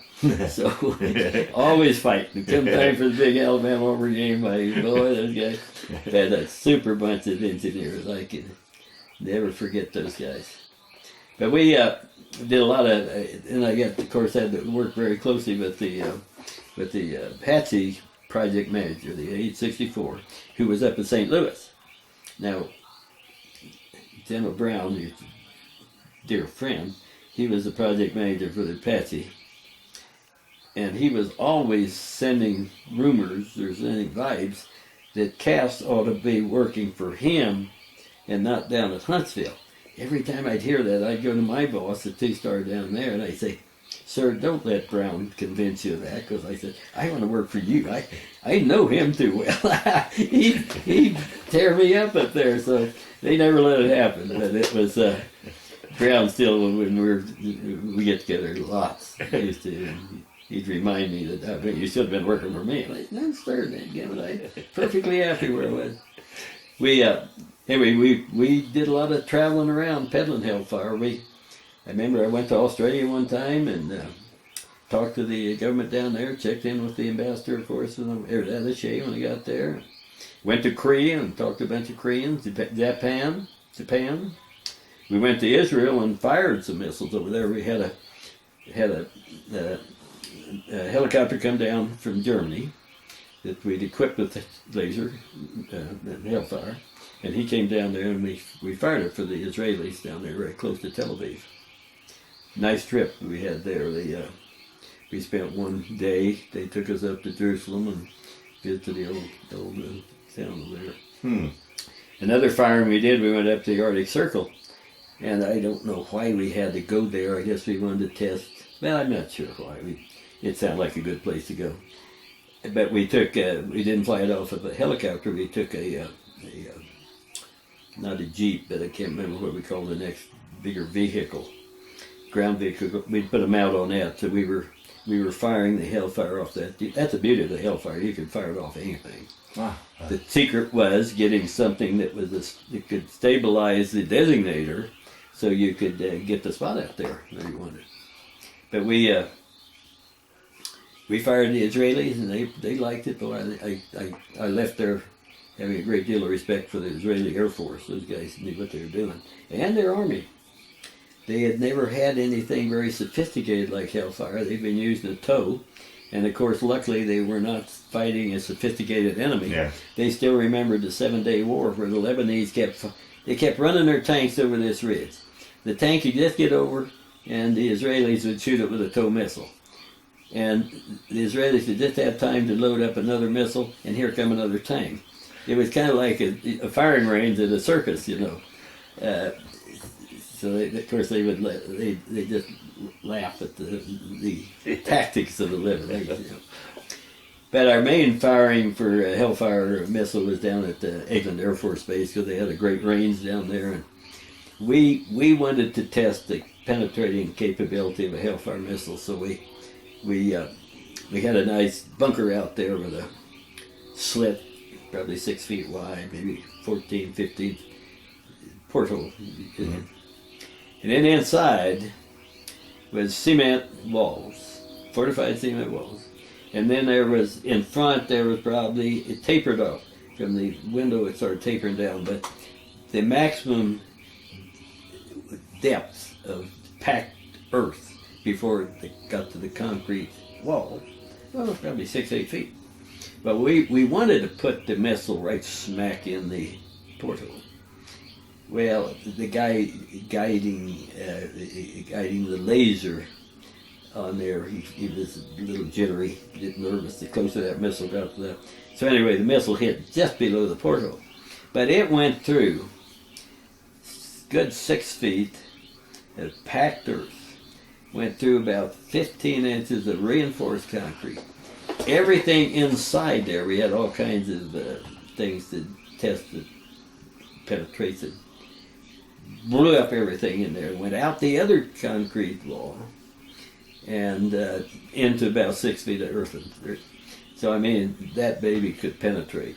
It could flat penetrate. I don't know where the pictures are. I got a picture of them. We flew it right into the porthole of a tank. Yeah. We could project angle like that. And our mission there was we had to try to keep ahead of the Soviet armor technology. Every time we'd hear they got something that'll do this, then we'd have to tweak our warhead. Very good. It was a great system. Yeah, it must be. I mean, for it to be 30-some years old and still used today, that must have been is a hell of a system. I had. We were debating. We had two contractors that we used, Mark Marietta and Rockwell. Mark Marietta was doing the Seeker. great technology. They could do that. Rockwell was doing a warhead, and I think Rockwell was doing the motor too, the thing that propelled it out there. Well, as we got closer to production, we said, here we always competition. That's the name of the game. Yeah. But how are we going to compete them for the whole thing when one of them only knows the rear end, the other knows the front end? So that was a problem that I agonized over and all that. Well, then when my engineers came back from the Pentagon one day, he said, I was talking to the Navy Tomahawk project up there. They had the same problem as us. What they did, they made each of their contractors share technology on their part and bring them up to speed, so then they get to compete head to head for the whole thing every time. Man, I said, that sounds great. So we discussed it, we had meetings, we convinced our local boss down there, that this has got to be the way to go. And he said, okay, you got my backing. So I said, now the next thing we got to do is break the news to the contractors. So I personally called the president of Martin Marietta and called the president of Rockwell International and said, we got a little problem and we need to discuss it with you. You deserve to hear it right from me. So they came up and it was not a friendly meeting. One sat on one side of the bridge, one side of the other, and they had no idea what the hell we were about to tell them. So I explained it. Well, they had to admit it made sense. I mean, that's the name of the game in industry, is competition, and you got to be smart, and you got to get ahead of the. So they said, okay, we'll do it. Well, then I had to go sell it up to the next command, which is 3-star level, before it went to the Pentagon. So I went up there, and I knew my next boss up there. I'd worked with him, so I went in and briefed that to him. And we had figures that we could probably save, I don't know, some amazing amount, $10 million over 3 years, first 3 years of production. So I threw that figure out to him. He said, Cass, what makes you think you can save that many $1 million over the course? I said, sir, it's a no-brainer. I mean, here's where we're going to bring it down to this month, $25,000 per unit, and so every year. How much you want to bet? I said, I'll bet you it's 5th of Scotch. You're on. Well, we did it, and I never did catch him to get my bottle of scotch, but it did. It turned out to be a Tomahawk people were the ones that talked about it, but we probably got more advantage out of it than they did. I'll be darned. Good production. Well, then I left down there at the project. My 4 years was up, and I was due to leave, and I really didn't have. They were any other plan. They didn't have any kind of job that I could take that would really challenge me, that I would enjoy, so pretty much made up my mind to retire. Well, I was traveling around with my boss in our L-23 King Air, visiting contractors and telling them goodbye. And en route, I got a call from General Thurman. He was Vice Chief of Staff of the Army, and I had worked with him up the academy. And he said, Stan, is that you're going to retire? And I said, yes, sir. He said, why? And I said, well, I don't have any other job. I need to get back to the farm anyway. He said, I got a job for you. He said, what is it? He said, I can't tell you. He said, tell Moore, my boss, to let you have this airplane tomorrow and fly up to Pentagon, and I'll talk to you about it. So I go up there, and he's a good salesman. But it was a classified, highly classified, blackest program in the Army, and they had just sent what was my predecessor to Fort Leavenworth. Oh, jeez. For misusing government funds. Oh. So he said, when you're working a black program like this, you got to be very careful. You don't want to get carried away because you don't think anybody's watching you, because they are. So he's going to Leavenworth, and I want you to clean things up and get things going. And so anyway, it was a pretty nice deal. He gave me free rein to, this guy had not even got things really started, and he was already embezzling. Huh. But he said, you pick out, you decide how many officers you need. You get an idea real quick about what your tasks are. see how many officers you need, and within reason, you can get them wherever they are in the Army. I said, I wish somebody had done that for me, you know. So I did. I lined up 5 officers by the experience and the education I thought we needed, and pulled them in from all over. And they were all happy to get there because, you know, it's kind of a nice challenge. A great bunch of guys. Anyway, things rolled along. We got to build our own building. Very nice building there for Eustis. Of course, extremely fortified and extremely high, sophisticated technology. You know. But then I apparently, to somebody along the way, I wasn't being severe enough on civilian contractors. So the word got up to the Undersecretary of the Army that I had not brought suit against this certain contractor and things like that, you know. And I knew these guys. Those guys were doing a great job. There was nothing. Somebody told him so. But anyway, he decided that I should be replaced. So he took me out of that job, and then I wanted to wait another year then to retire, or part of a year, because it just made sense for some reason. So they put me working on the new Army Scout program, trying to decide whether or not we would 1 pilot or 2 pilots, things like that. Yeah, working for a good friend of mine. And then I retired in 1986 in July. Came back to Colorado, and just in time for harvest, and my wife helped unload the stuff, and I went out to the farm and started cutting wheat. The timing was right. Wasn't your father retiring about that time? Well, he was in bad health. Yeah. My son had preceded me out there by about a year, so he was already there helping. But Okay. the timing was right. Yeah. I promised Dad that when he could no longer help get things, do things on his own way, that I would retire and come out there. So it worked good. I came home. Was it hard leaving the Army? Oh, that was so hard. Yeah. You know, I think back of it, and the exciting things that you did and could do and had the opportunity to do, the great people you work with. It's and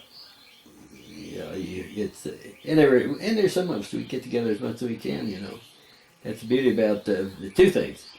Coming out of the military academy, Texas A&M, probably the strongest alumni group in the United States.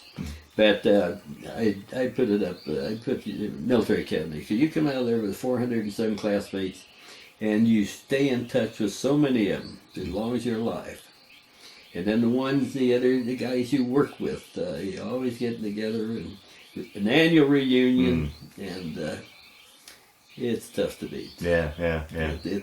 You forever remember it, and not a day goes by I don't get a message from somebody I used to fly with or work with or something, you know. Great. So great life. I, had my one son was born in Germany. My oldest daughter was born in Greeley, amazing, while I was down at the artillery school.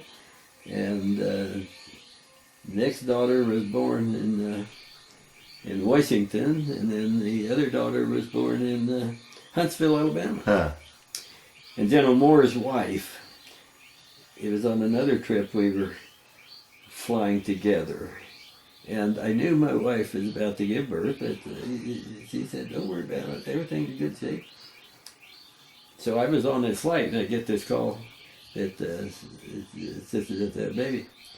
So General Moore said, "We're going to head right back home. We don't need to go any further, and you will take my staff car and you run over to the hospital." So I did that. Well, I wondered for a few months after that, every time I met Mrs. Moore, ran into her, she was very cold.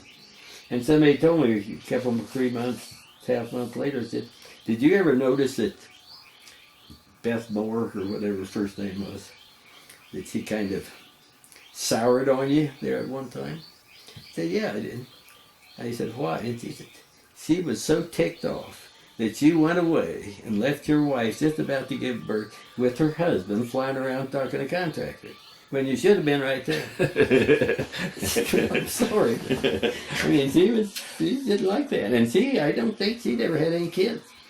But she thought that gun that I should have been right there. Uh, But it's good to get back. I got back home here, and I had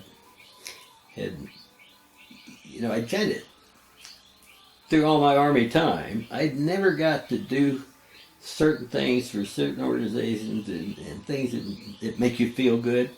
And so I said, "Doggone, I'm gonna get involved when I get back home and contribute where I hadn't been able to contribute before." Because you just, granted, working in the Pentagon, I didn't have time. I helped on putting together a PTA project at my son's high school, and amazingly enough, they'd never thought about having a parent-teacher association. So a couple of us got together and did that, and that was about the only thing I ever had a chance to. Well, Texas A&M had a good opportunity down there because they found out I was a pilot first of all, and so then they wanted me to be, and I was a Mason, and the mayor happened to be a Mason, at Bryan, Texas, and he said, "Could you be part of our crew for flying kids to Crippled Children's Hospital, your burn hospital, either one, whenever we had a call?" And I said, "Yeah." They never did. They never needed me, but I was available, and I could fly any of the planes they were doing. And then I did have an opportunity down there to, amazingly, in an aggressive, progressive town like College Station there, they did not have a big youth program. So 2 or 3 of us got together and we formed the flag football. We had 600 kids involved, and then it passed on after I left. And I know Mayor, he was on my side every time he'd see. He said, "Well, why you got going there?" So it was, but that's about the only time I ever had an opportunity to work in the community. And then I got back here and I knew I needed catching up on agriculture projects, so I got involved in a conservation tillage group that the best farmers in the east part of the state, and they kind of brought me up to speed on what needs to be done. I got on the board of the West Greeley Conservation District and still on it. It's kind of, I didn't realize it was going to be a lifetime endeavor, but we get a lot of things done. So in the agriculture field, I've been able to contribute a little bit. Got on the Legacy Land Trust Board that does the conservation easements, and we kind of, between my son and I, we put in most of our land into conservation easements, which is good. I mean, I'm sold on it. I don't want to see a 7-Eleven out there on the land we used to farm, stuff like that. Yeah. So. Right after I got here, I got involved in building the Will County Veterans Memorial down there, and that was a nice challenge. I thought it was a bit appalling that a nice community like this had no Veterans Memorial. So I was getting to know some of the people who had a little bit of money, the bankers and things. So, and of course, old Kenny Monfort stepped forward. He liked the idea, liked their plan for building this memorial down there. And every time we'd run out of money, why the other guy who knew Kenny better, he'd go in and said, "Sir, we need some more money." He said, "How much do you need?" "Well, 100,000 right now." "Okay." So anyway, we got that. We got a tremendous Veterans Memorial built down there. Beautiful. That I have not seen one west of the Mississippi that compares with it. So we've been very happy with that. And it turned out real good. Another little event. Again, one of my classmates called from Washington, and it's in 2004, February, I think, and said had a deal, and I'd learned to know that when Dick Stevenson said, "I got a deal for you, you better watch out, because it might be good or it might not be." Well, he said, "We're going to buy a Huey helicopter. My boss is going to do that. The Smithsonian wants it, and they want it to be the icon of the Vietnam War in the new Price of Freedom wing of the Smithsonian there on the mall." So he said, their instructions to me are, get that Huey, then do a good job of advertising what it's for, but primarily go around the country, visit all the military academies, making Vietnamese veterans feel good for themselves. showing them, there's one of their old Hueys, by golly, and this is what it did, and have a nice story with you. Put together a team. We did that. Of course, I just got picked up on it out here, but he wanted to, even though he was ostensibly bringing it out here to go to the military Air Force Academy, he had been here and seen our memorial. He said, why don't we fly it to Greeley and to Alt, because he knew that my daughters went to school. So I said, great. And he says, you fly it up here. Well, then the mayor of Denver heard that we were going to fly right across Denver, and skip Denver and come to Greeley, and he thought that was a little inappropriate, so he instructed us to stop in Denver, and the capital wanted to give us a proclamation down there, which they did, both the Senate and the House. So we laid over in Denver and did that, and great guys on this crew, golly. But anyway, I flew it from Denver. Before we left Denver, we had just been into the Capitol, and as we walked out of the Capitol, the guy said, why don't you buzz this place? I said, well, I said, it's okay with me, but let me check, make sure it's legal. Well, the other guy asked him, I said, is this a restricted area here at the Capitol? He said, hell no.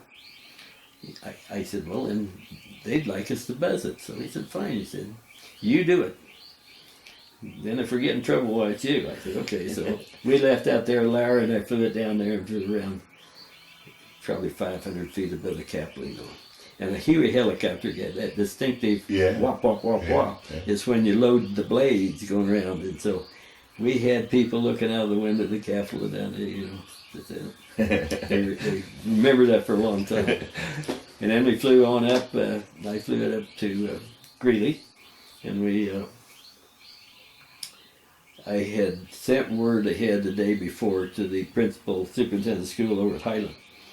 I said, we're going to have a Huey up here, and I know you're an old Vietnam veteran, that he was a Marine.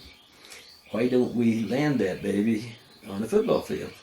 He said, when? I said, well, I gave him the afternoon. Good, make it 3:30. I'll just delay the buses a little bit. The kids will all be out of school, and we put them all out in the football field. So my daughter flew in from Pennsylvania because I wanted her to have an opportunity to fly now. So she flew with me up. We landed at the airport at Greeley. The superintendent came over there to meet us. He got in. So then we flew up here to Alt High School.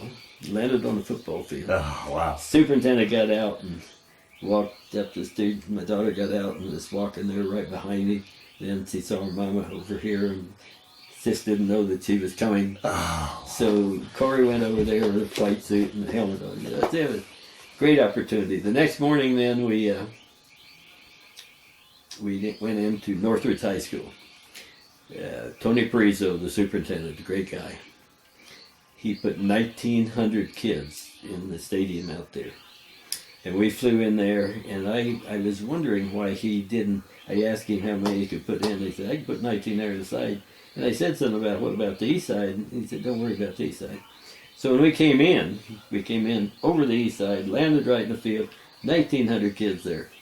And then when I got out, I looked back, and they have a mammoth flag over the east side. Beautiful. And then they put flags on things all the way around too. Great welcoming. The memorable thing about that, one of the guys on the crew, he'd been a corporal in Vietnam. He, in a bad firefight, he took a rocket propelled grenade, went right through his stomach, literally almost removed his stomach.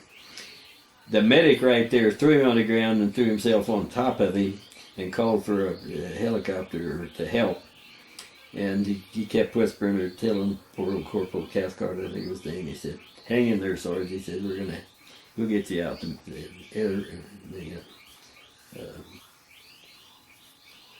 What do you call the medevac? Medevac's on the way.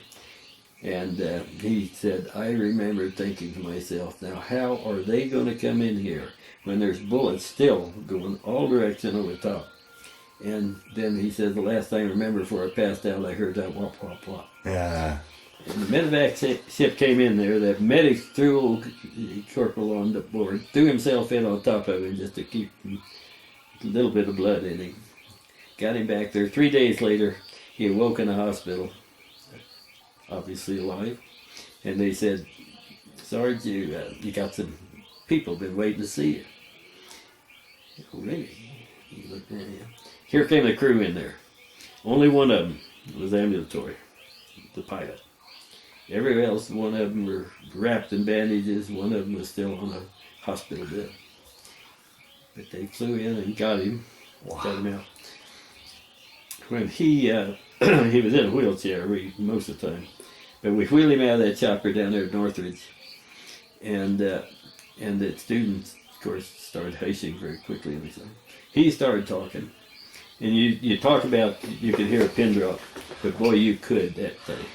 Those kids, high school kids, I was so proud of them because I've been whispering and they could have heard me but he gave that little talk, got back in the chopper and we left. Then we went down to the Bittersweet and landed there, and we had over 2,000 people there too. But it was a great day. Every place that chopper stopped, literally every time, there'd be some Vietnam veteran that would step out and come over and talk to him that maybe had never acknowledged he'd been in Vietnam. Guy down in Waco, Waco, Texas. Turned out he was a helicopter pilot in Vietnam. He'd never told anybody in Waco that he'd been a Vietnam veteran, and he owned the biggest sport agency down there. Yeah. So these guys that flew in there, they said, found out, and he told them. He said, "How soon can you clear off your lot over there?" And he said, "Geez, I could probably have moved the vehicle out there in 20 minutes. They said, "Do it." So 20 minutes later, they let him get in behind the control, and he got to fly into his agency. Wow. So, it was things like that. It really makes you feel good. Yeah. That trip was extremely worthwhile.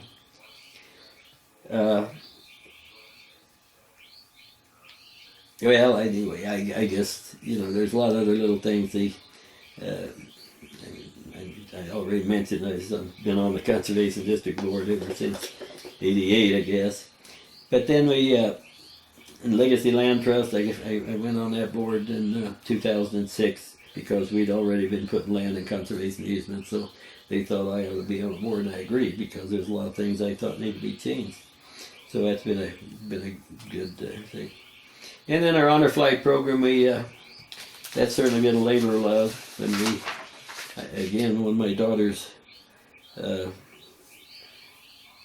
alerted me to it, the one down in Florida, and said that there's something going on down in Pensacola, and it might be interested in. So she got a number from a reporter. He got me in touch with the president of Honor Flight. He just got started up in Ohio.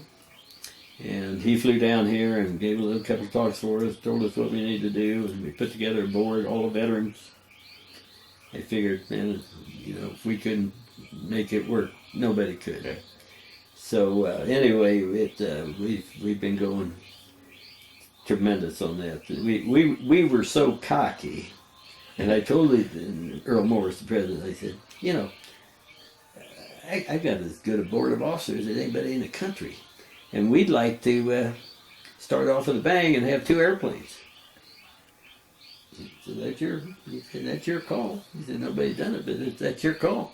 So we decided to do it. So we chartered 2 Airbuses, and we made it even more difficult by flying out of Cheyenne, so we had to transport everybody up Cheyenne. And then the screeners got lost driving from Denver to Cheyenne. They couldn't find Cheyenne. So we were late getting off. But anyway, we got there and everything worked out fine. But we learned a lesson that no sense in testing ourselves so much. We will just take one airplane with a little bigger and just one time. So that's what we've done. We had 2 aircraft in 2008, 2 more one at a time in 2009, 2010, 2011, 2012. So we'll be taking our 10th flight in May of this year. And to date, how many veterans have you taken back? Well, we've taken just a few short of 1,200 so far. And we've raised $1.3 million so far. And people just keep responding. You can't say enough good about it. They want to go as guardians. They want to contribute whatever way they can, and the veterans just keep coming out of the woodwork. Wow. So it's been a great. Can't complain. It's been a good life. Well, I'll tell you, you talked about retiring in '86, but doesn't sound like you truly retired. I didn't. I had no intention of retiring. That was a name only. But but I've been fortunate to have good health, and wonderful friends, a wonderful family. We still got a ranch out there that'll stay in the family from now on. So it's I have no complaints. Yeah. Oh, wonderful, wonderful. Well, Stan, I want to thank you for sitting down to tell your story today. Wonderful story, but more importantly, I want to thank you for your service to our country. Well, I appreciate it very much.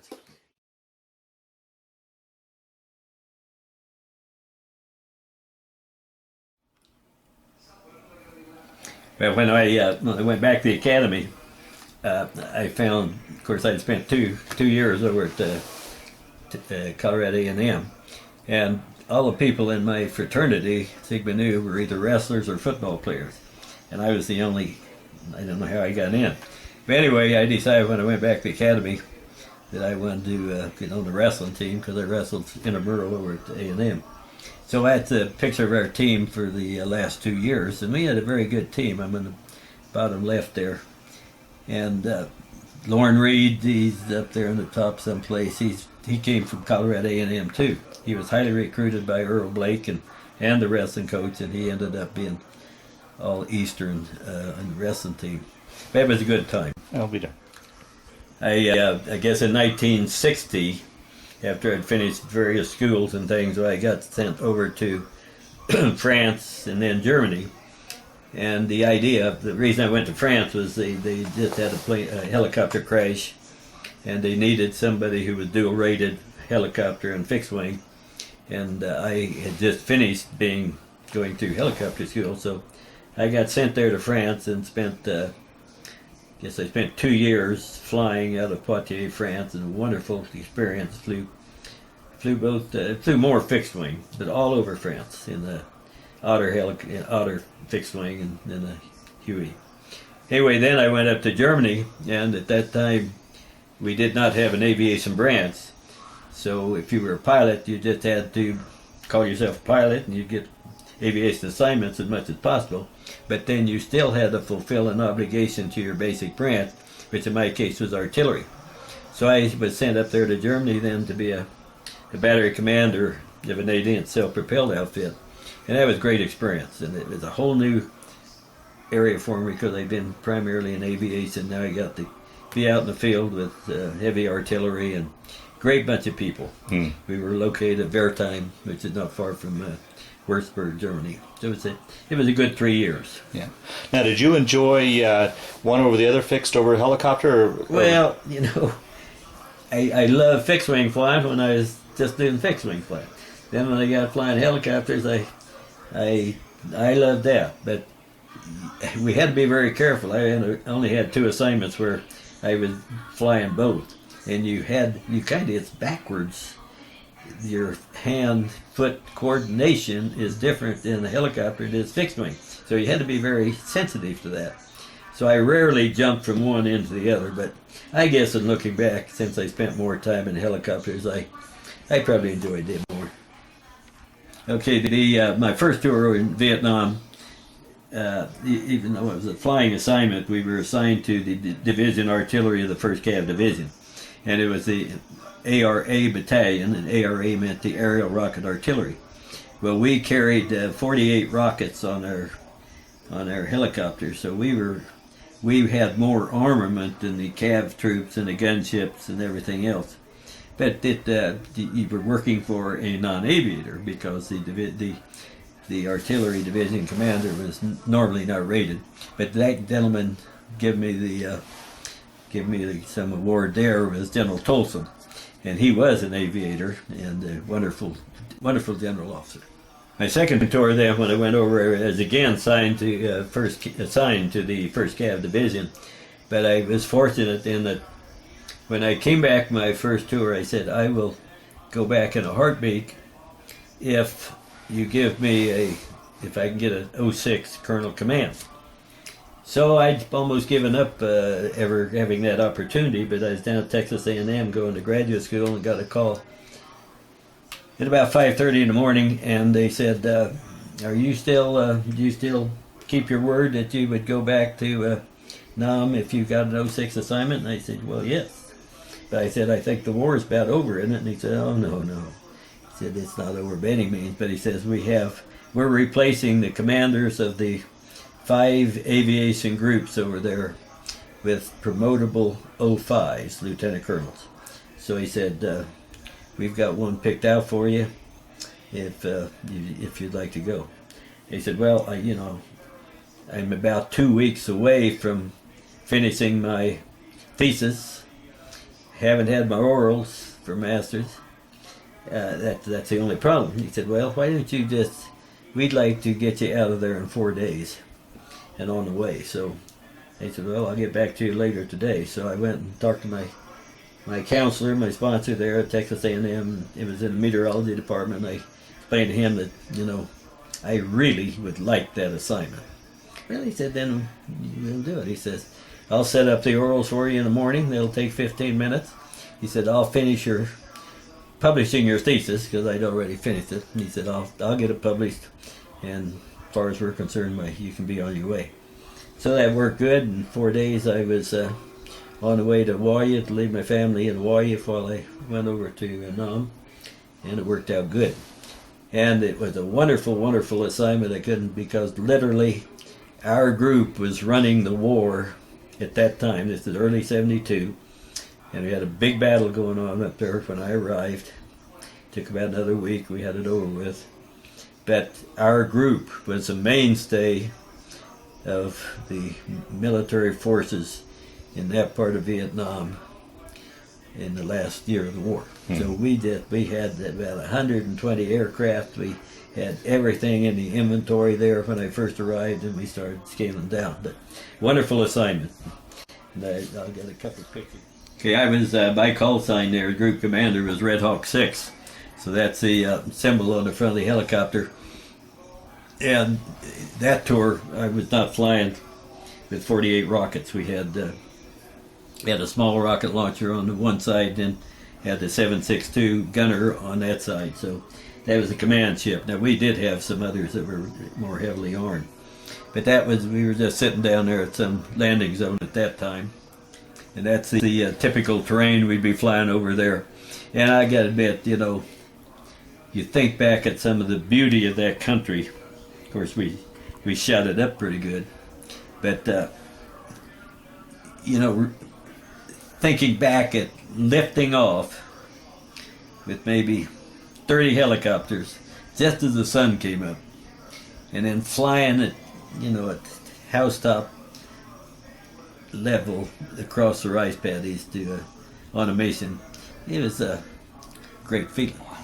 And knowing you had all that power behind you and that you could take care of about anything, it was good living.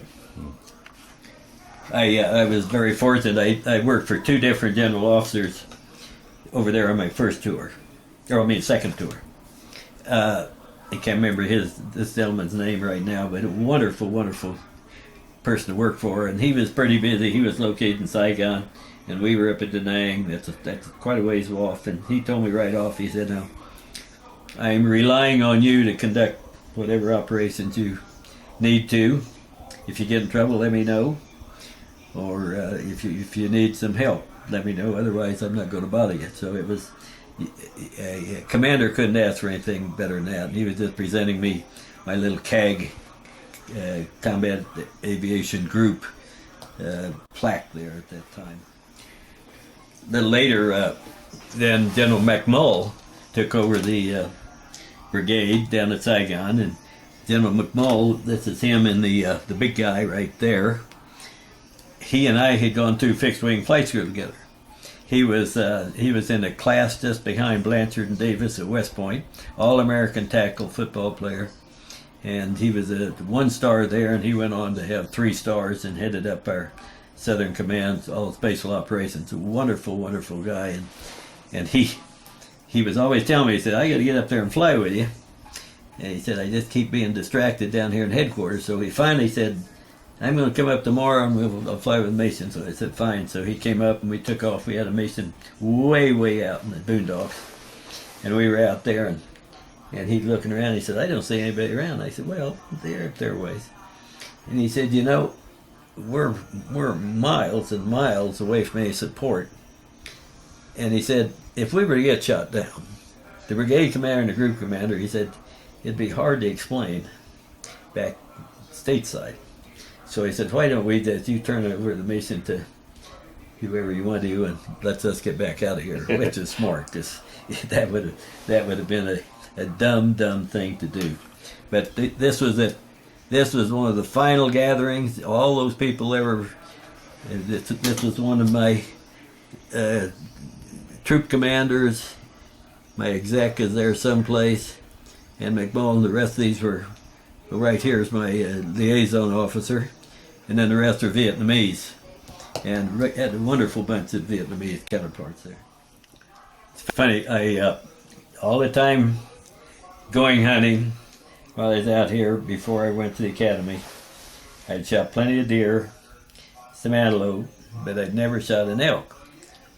And then when I finally retired and came here, I said, well, now I'm going to get to get hunt. So for several years, I'd have people come in to hunt, and I would concentrate on making sure that they got their elk. And finally, I realized after 3 or 4 years of this, I still hadn't shot a bull elk.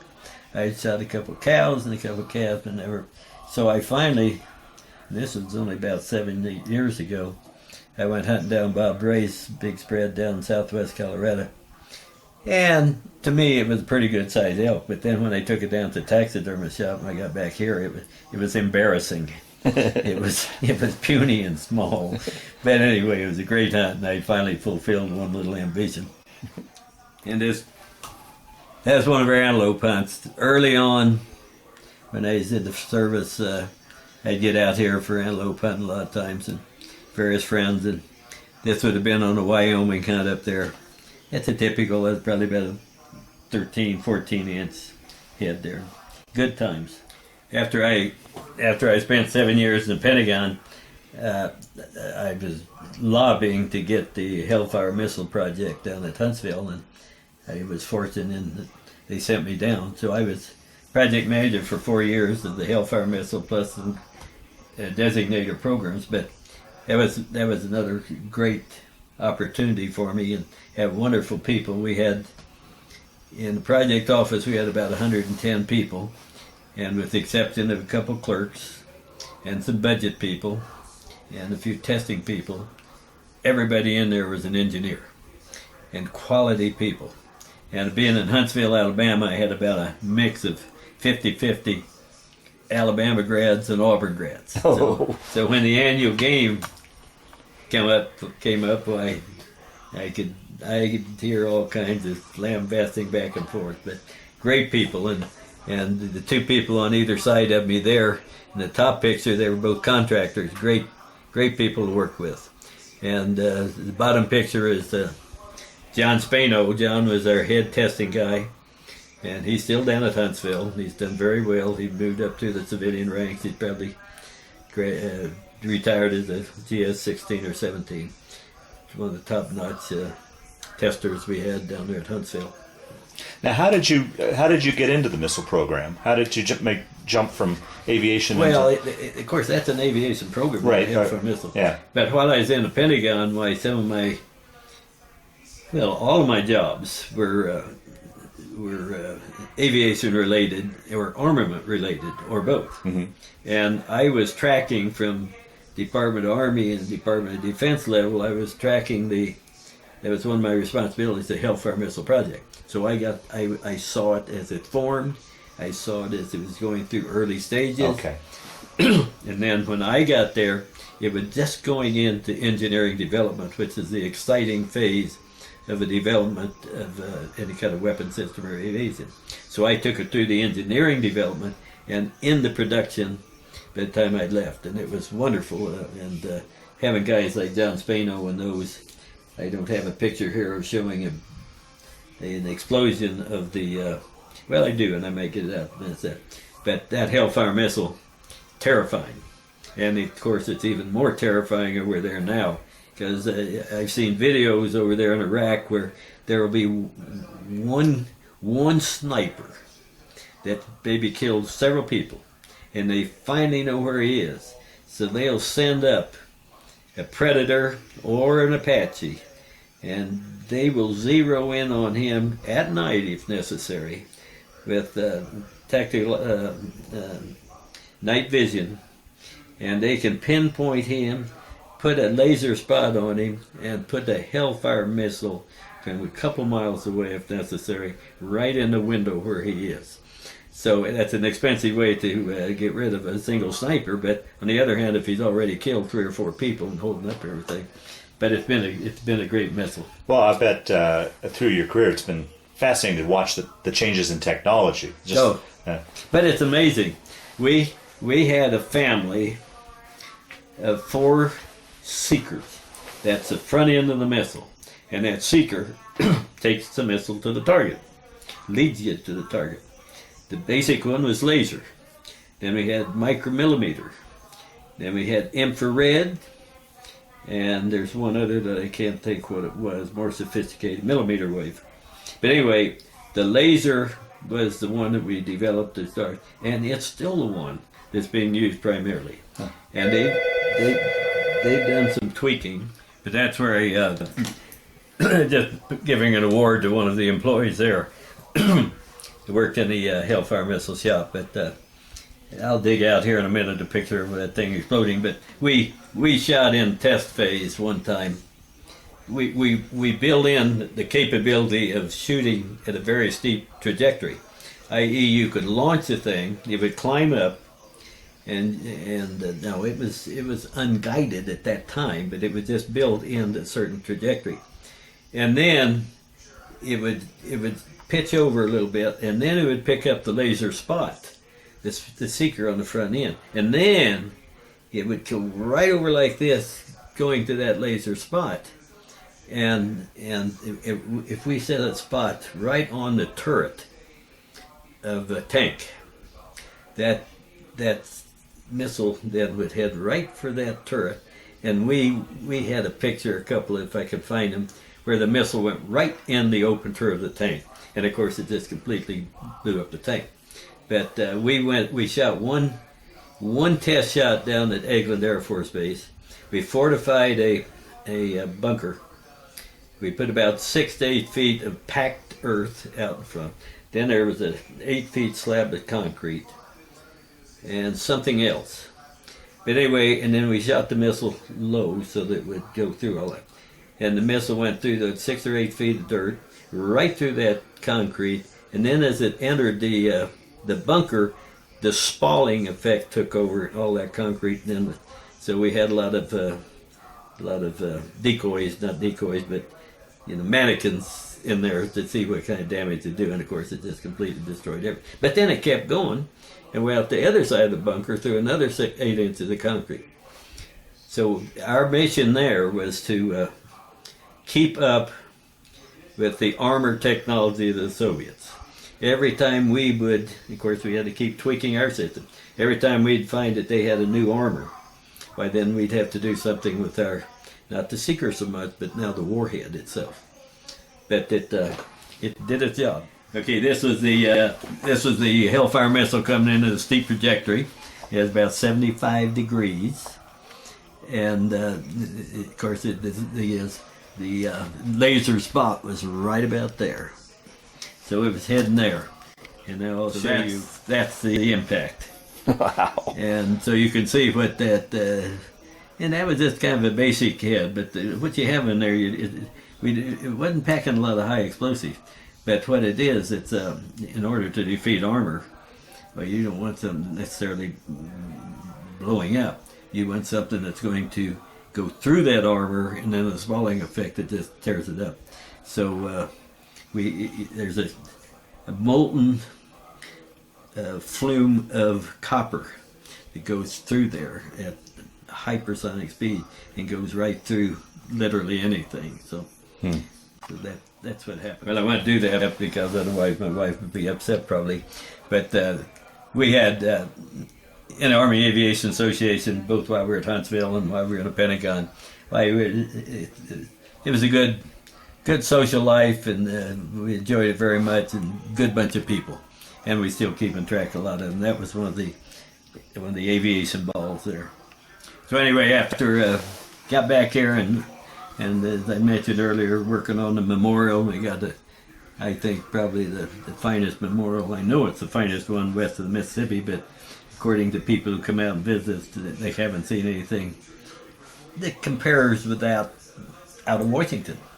And that's just one of our ceremonies. We have 2 ceremonies there at the memorial a year, Armed Forces Day and Veterans Day. And we always have a speaker, and I can't remember who that is right there, but he'd come in to speak for us. Now, how long did it take you from conception to dedication to get her done? Well, when I got here in '86, in '87, down here in Alt, I saw somebody had a little booth at our Harvest Festival, and I stopped there and I said, "What are you doing?" He said, "Well, we're a bunch of us are trying to raise money to build a Veterans Memorial down in Greeley." And I talked to him more, and I said, "Well, I'd like to help out on that if you can. I don't know much about raising money, but give it a try." Well, so that had been '87, and things went very slowly. But in the meantime, Kenny Monfort got excited about it, and anytime we ran short of money, we were being held up for money, we'd go to Kenny, and he'd write another check. And then in the meantime, we'd have other funds coming in. But we dedicated in '97, so it was 10 years from the time the concept and then we got. But and there've been a lot of people there at ceremonies since '97. Yeah, right. But one of the fun things that once we got this honor flight project going, is going around and talking various occasions to people, and this is the Flag Day up at Nunn. They always have their big celebration on Flag Day in June. So I was asked to come up there and talk a little bit about honor flight, and I think the gentleman that he was running for governor and then he had to drop out, he was up there too. So anyway, that was just one of the opportunities I had to talk to people. That's what it was all about when Earl Morris started, was to honor flight, was to thank World War II veterans, the things that they'd never gotten before. And that's the banner we use when they're assembly over at the Embassy Suites on every one of our flights. So that's what started, and it's just going gangbusters. And I guess while I'm on that, one thing I don't think we covered earlier, because it hadn't happened, but there has been a movie that will be previewed next week on the 7th of December back east in Washington, called Honor Flight the Movie. And we will have it out here sometime after the first of the year, and I think probably it will be, the initial showing will be down at the Crest Theater in Greeley, and then probably the next will be at the Lyric in Fort Collins, and then we'll go down to the Rialto in Loveland. And then, depending on the reaction, the enthusiasm in the crowd, we'll get into larger venues. But we got a whole bunch of people working on that. So very good. Well, I would think, you've got a lot of things to be proud of in your life and your career, but this has got to be one of the highlights. All the people that you affected and have made happy, and it's been a wonderful program. Well, there's no doubt. It never ends. Yeah. It's like the Energizer battery. Like yesterday, they wanted one of us to come down to Ray, and the veterans they had 2 of them. They had one on the 16th, and I wasn't able to go down, so then they had another yesterday, so I promised them I'd go down. But to go down there in a little old town of Ray, and they had a bunch of veterans there. There were several that had been on the honor flight. There were two that had just been called by Lee Seward yesterday to say that they'd be on the next, and they were all excited. And then there were others that were still pondering it, so I'm hoping that having been there yesterday, now we left them applications. But to go around various places and see how the guys are, and they just keep talking about. Like the gentleman was there, he was on one of our early flights, a Navy guy. And since then, he has written a book. And he was autographing and selling some of his books down there. And he gave me one to bring back. So, he would have never done that had it not been for honor flights. Yeah, so right. that got him all enthusiastic about it. So. Oh, very good. So it's been a great trip. But I've been fortunate in having a wonderful family too. With got 3 daughters and a son, and they have all been excited to some degree or the other in all the projects that I've been fortunate in being involved in. But there's the 3 generations of the Casses. When I came back here in '86, my father was still running the ranch, and my son Randy right here, he had preceded me out so that he could help my dad farm, because Dad was getting pretty bad health. So that worked good.